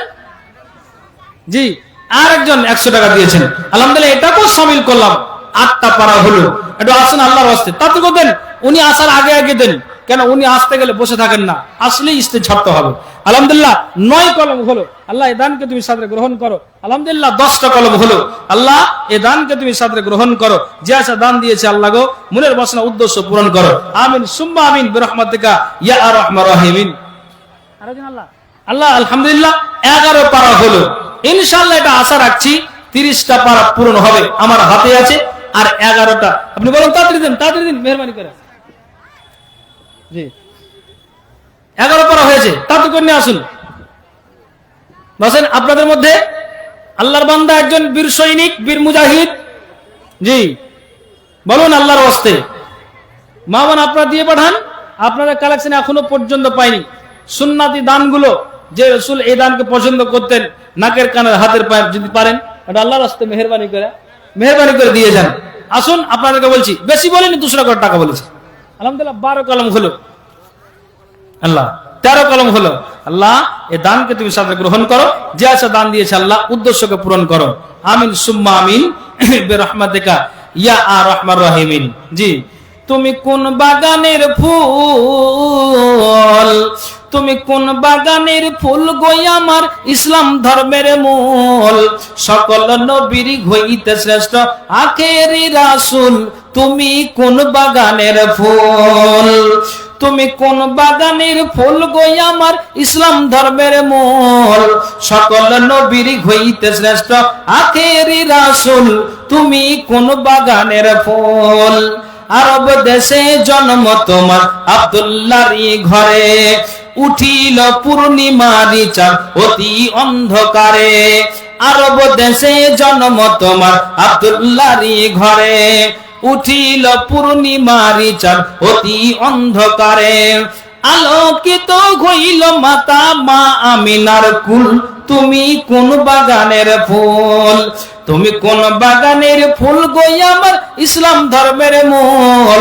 সকল নবীর হইতে শ্রেষ্ঠ আখেরি রাসূল তুমি কোন বাগানের ফুল মা আমিনা ধন্য হইলেন কোলেতে লাল পাইয়া মারহাবা জানাই ফারিস্তা কাতার লাগিয়া মা আমিনা ধন্য হইলেন কোলেতে লাল পাইয়া মারহাবা জানাই ফারিস্তা কাতার লাগিয়া মধুর সুরে গান গাইতেন মনেরই বুলবুল তুমি কোন বাগানের ফুল তুমি কোন বাগানের ফুল গো আমার ইসলাম ধর্মের মূল সকল নবীর হইতে শ্রেষ্ঠ আখেরি রাসূল তুমি কোন বাগানের ফুল হিজরত করতে বাধ্য হলেন রাত্রি অন্ধকারে দুঃখ লইয়া গেলেন তিনি মদিনার শহরে হিজরত করতে বাধ্য হলেন রাত্রি অন্ধকারে দুঃখ লইয়া গেলেন তিনি মদিনার শহরে মদিনাতে বাজিয়া উঠল ইসলামের ঢোল তুমি কোন বাগানের ফুল তুমি কোন বাগানের ফুল গো আমার ইসলাম ধর্মের মূল সকল নবীর হইতে শ্রেষ্ঠ আখেরি রাসূল তুমি কোন বাগানের ফুল তায়েফেতে গেলেন তিনি দিনের দাওয়াত দিতে কাফেরেরা পাথর মেরে রঙিয়ে দিয়েছে রক্তে রঙে লাল হইলেন মুহাম্মদ রাসূল তুমি কোন বাগানের ফুল তুমি কোন বাগানের ফুল গো আমার ইসলাম ধর্মের মূল সকল নবীর হইতে শ্রেষ্ঠ আখেরি রাসূল তুমি কোন বাগানের ফুল ভাইজান এখানে আর 15টা কলম বাকি আছে এটা কি থেকে যাবে না আপনারা এও নিয়ত করে বসে আছেন যে দূরবর্তী মেহমান উনি এসেছেন উনার হাতে আমরা মানে দানটা দিব এটাও যদি নিয়ত থাকে তাহলে আলহামদুলিল্লাহ ভালো কথা এটা যদি নিয়ত থাকে তো আমি তো আপনাদের বারবার বলছি আমাকেও নিজেকে খারাপ লাগছে আলহামদুলিল্লাহ আরেকজন আল্লাহ এখানে আসিয়া এই কবরের জন্য আল্লাহ 200 টাকা আল্লাহ দান দিয়েছে আল্লাহ দানকে তুমি সাহায্য করেন কে আপনি দিলেন আচ্ছা আরেকজন ভাই উনি দিয়েছেন 200 টাকা কিন্তু 8 2 17 পারা হলো তাহলে 8 পারা থেকে 8টা পড়ে যাব না পড়বো না ইনশাআল্লাহ বেশি বলেনি আপনি একটু তাড়াতাড়ি করে 13টা কলম ছেড়ে দেন ইনশাআল্লাহ আমি শেষ করে দিচ্ছি আসুন আসুন মা বোন আপনাদের দানটা ওখানে কি চাদর পাঠানি না কেমন কি চাদর কি গেছে গুন্দি করছে আচ্ছা ঠিক আছে আমি চাদর ল্যাম্প ছেলে ওইদিকে পালিয়ে গেল নাকি আচ্ছা যাই হোক তো মা বোন আপনাদেরকে বলছি আলহামদুলিল্লাহ দিয়েছেন আবারও চাইছি যে আমি শুধু এই 30টা পারাকে পূরণ করার জন্য একটু মেহেরবানি করেন জি কোরআন এলো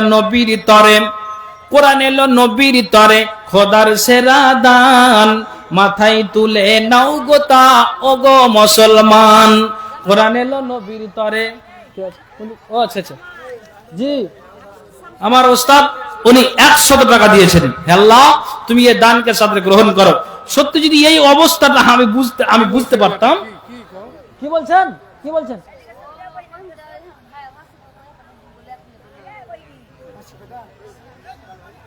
আচ্ছা 500 টাকা লিখে দেন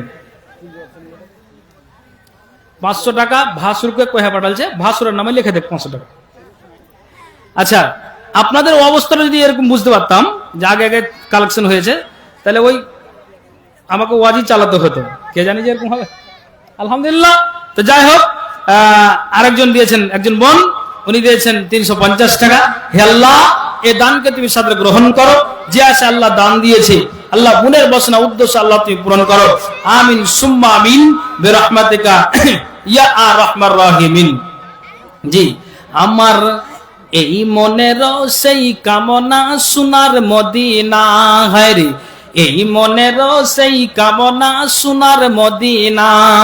মনের মাঝে আছো তুমি কেন বুঝো না, এই মনের সেই কামনা সোনার মদিনা, হায় রে এই মনের সেই কামনা সোনার মদিনা।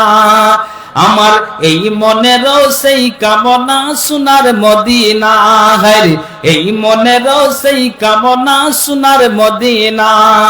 সবুজ গম্বুজের নিচে একটু দাঁড়াবো, আমার প্রিয় নবীজিকে সালাম জানাবো। সবুজ গম্বুজের নিচে একটু দাঁড়াবো, আমার প্রিয় নবীজিকে সালাম জানাবো। সেই নবীজির দিদার দিয়ে দিয়েছি, আরো 200 টাকা দিব আমি। 500 করে দাও খালা, 500 দিয়ে পাঠাচ্ছি, সাথে দিয়ে আর 500 দিয়ে 1000 করে দাও। ওপরে বাড়িতে মেলা টাকা দিয়েছি, 500 টাকা হাত করে দিয়েছি, আরো 200 টাকা দিব আমি। আচ্ছা, আর 200 টাকা লিখে দেন। দোয়া করে হ্যাঁ জি, 200 টাকা ওখানে বসিয়ে দেন। হ্যাঁ জি, দোয়া করছি আল্লাহ আমার খালাকে ভালো রাখিও, আল্লাহ ইমানের হাতে তুলে নিও। আপনার অধৈর্য হয়েন না, মাওলানা সাহেব রাস্তায় আছেন, চলে আসছে, অধৈর্য হয়েন না জি। তো আপনারা যতটুকু উৎসাহ করতে তাড়াতাড়ি করে দিয়ে দেন, কেন ওয়াজের লাইন কেটে গেলে আবার যে ধরবো তো ধরা যায়, কিন্তু লাইনচ্যুত হয়ে গেলে একটু টানতে মুশকিল হয়, বুঝতে পারলেন তো। তো যাই হোক, তো যতক্ষণ বলেছি আপনার কোরআন হাদিস থেকেই বলেছি, তারপরও যা হলো আলহামদুলিল্লাহ। হ্যাঁ, এর আগে আপনারা দিয়েছেন, আর যারা হয়তো বাকি আছেন পরবর্তী বক্তার হাতে দিবেন, এটা হয়তো ভাবছি বা আশা রাখছি। তো 5 থেকে 7টা মিনিট একটু অপেক্ষা করুন। আলহামদুলিল্লাহ, আরেকজন ভাই উনি 200 টাকা দিয়েছেন। আল্লাহ এই দানকে তুমি সাদরে গ্রহণ করো, হে আল্লাহ যে আশা দান দিয়েছে উদ্দেশ্যকে পূরণ করো। আলহামদুলিল্লাহ, আরেকজন ভাই আমার লেখান আসিয়া 130 টাকা আল্লাহ দান দিয়েছে। আরেকজন ভাই আমার আল্লাহ এখানে আসিয়া 200 টাকা আল্লাহ দান দিয়েছে।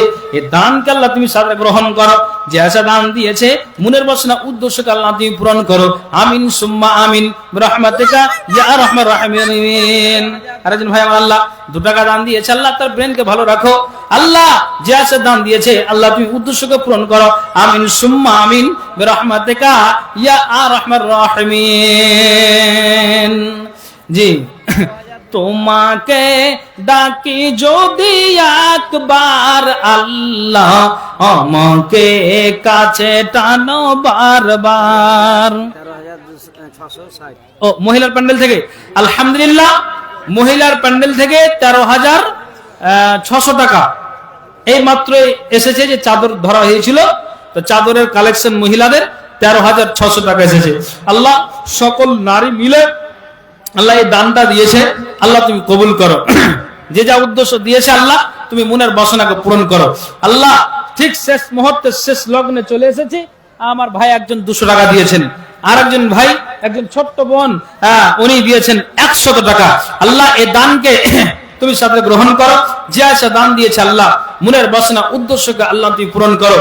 আমিন সুম্মা আমিন বিরহমাতিকা ইয়া আরহামার রাহিমিন। আচ্ছা বলেন তো, রাস্তার কাজ হবে, এটা আল্লাহ রাস্তা বলেন তো, কেউ 1 বস্তা আমি সিমেন্ট দিচ্ছি, আছেন কেউ? কি একটা হাতটা উঁচু করবেন, কি বলেন, কে আছেন বলেন? একজন কোন আল্লাহর খাঁটি বান্দা। তারপরে আরেকটা কি হবে বললো, যে কালভেট হবে। তো বলেন ওগুলো তো দরকার, সিমেন্ট বালি পাথর। তো আপনি সিমেন্ট 1 বস্তা দেন, কাজ চালু হবে, আপনি মনে করে আমানত সহিত সেটা দিয়ে দিবেন। আছেন কেউ কোন আল্লাহর বীর সৈনিক, কোন আল্লাহর বান্দা, যে আমি 1 বস্তা দান দিচ্ছি? বলেন এই কাজটা হবে বলে, পাকা কাজটা হবে বলে বলছি। একজন কেউ আছেন আল্লাহর ওয়াস্তে যে আমি দিচ্ছি? জি, সবারই মনে হয় মানে মন আর ধ্যানটা সব একবার 23 তারিখের দিকে চলে গেছে,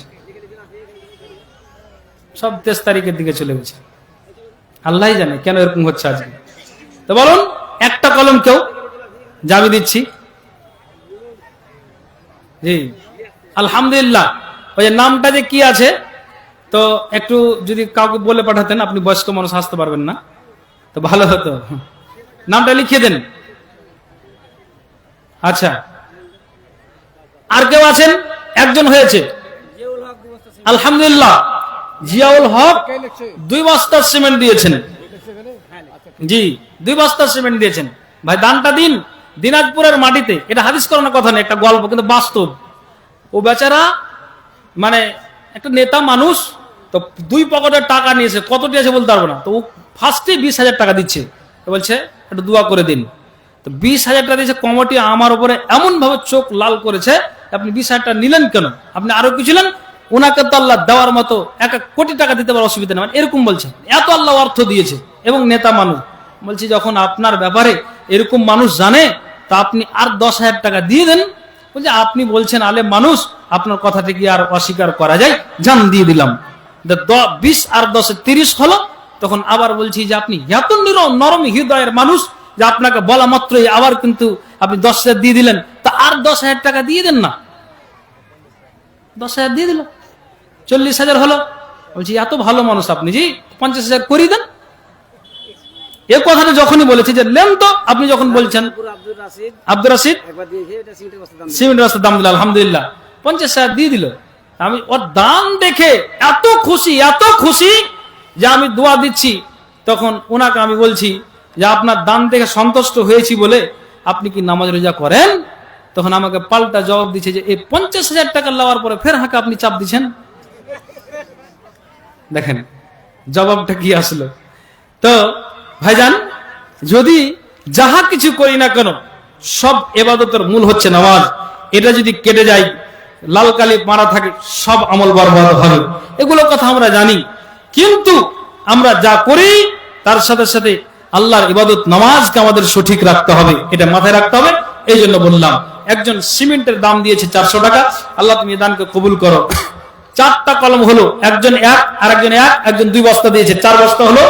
আল্লাহ আমাদের প্রতি 5 ওয়াক্তের নামাজ ফরজ করেছেন। আর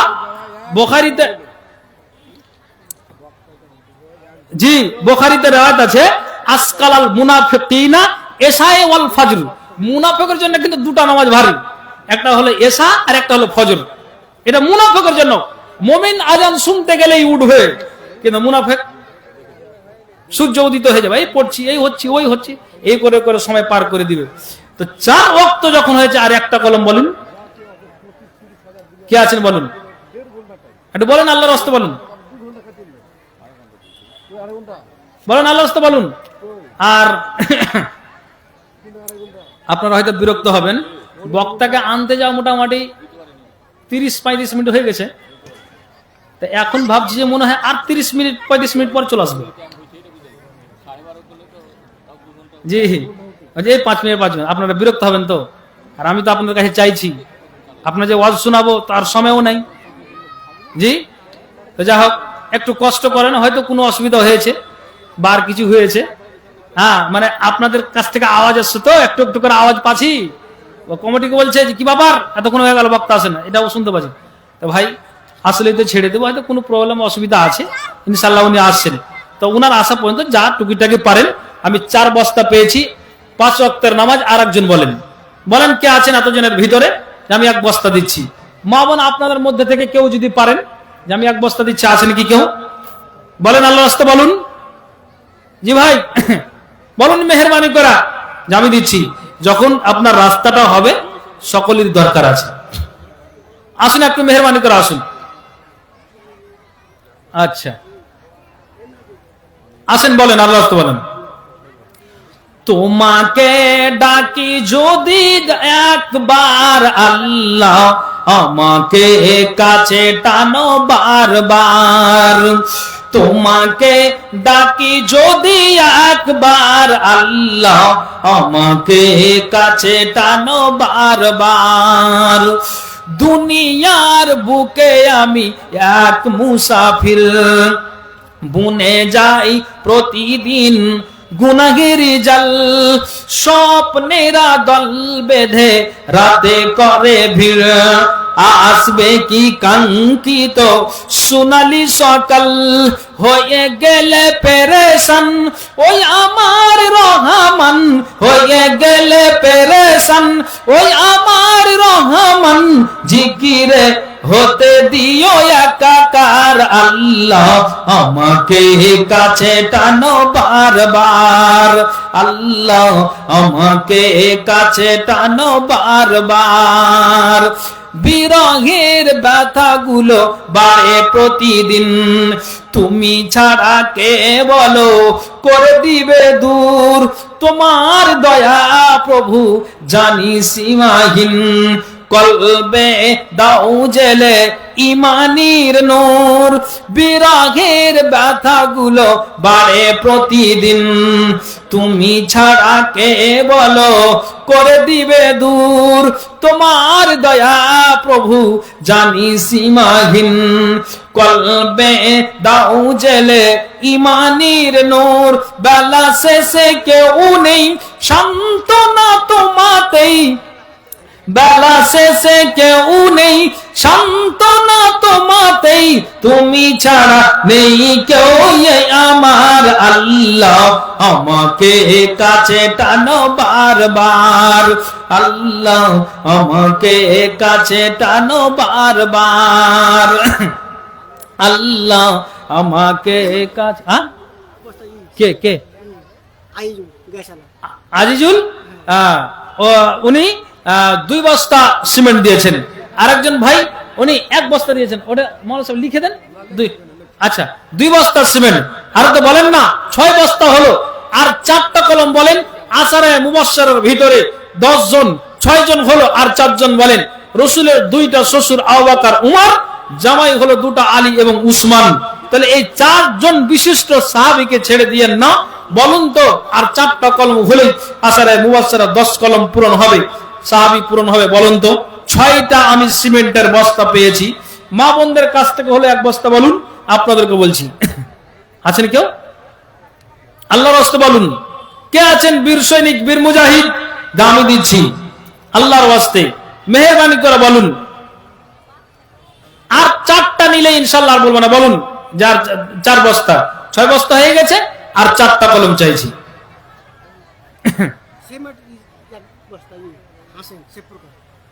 শেখপুরের হাসান আলী উনি দিয়েছেন বাবজান 1 বস্তা সিমেন্ট, তার মানে 7 হয়ে গেল। আর স্টেজে ওলামা ইকরামগণ আছেন, জিজ্ঞেস করুন যে জান্নাত একটা, কিন্তু দরজা হলো 8টা, সামানিয়াত আবওয়াব। জি, জান্নাতের 8টা দরজা আছে। তো আমি আপনাদেরকে বলছি যে আর একটা দিয়ে জান্নাতের 8টা দরজা পূরণ করেন। আছেন কে বলুন? একজন কেউ আছেন? জি, একজন বলুন তো। 8 নম্বরে একটু মেহেরবানি করে। জি, ওয়ালাইকুম সালাম। আলহামদুলিল্লাহ। একটু নামটা জানেন তো, লিখে দেন। এই নাকি চিন্তা করছেন? 5 বস্তা দিলেন, আলহামদুলিল্লাহ। আল্লাহ তুমি এই দানকে কবুল করো। আল্লাহ যে আছে দান দিয়েছে, মনের বাসনা উদ্দেশ্য আল্লাহ তুমি পূরণ করো। আমিন সুম্মা আমিন, বিরহমাতিকা ইয়া আর রাহমান।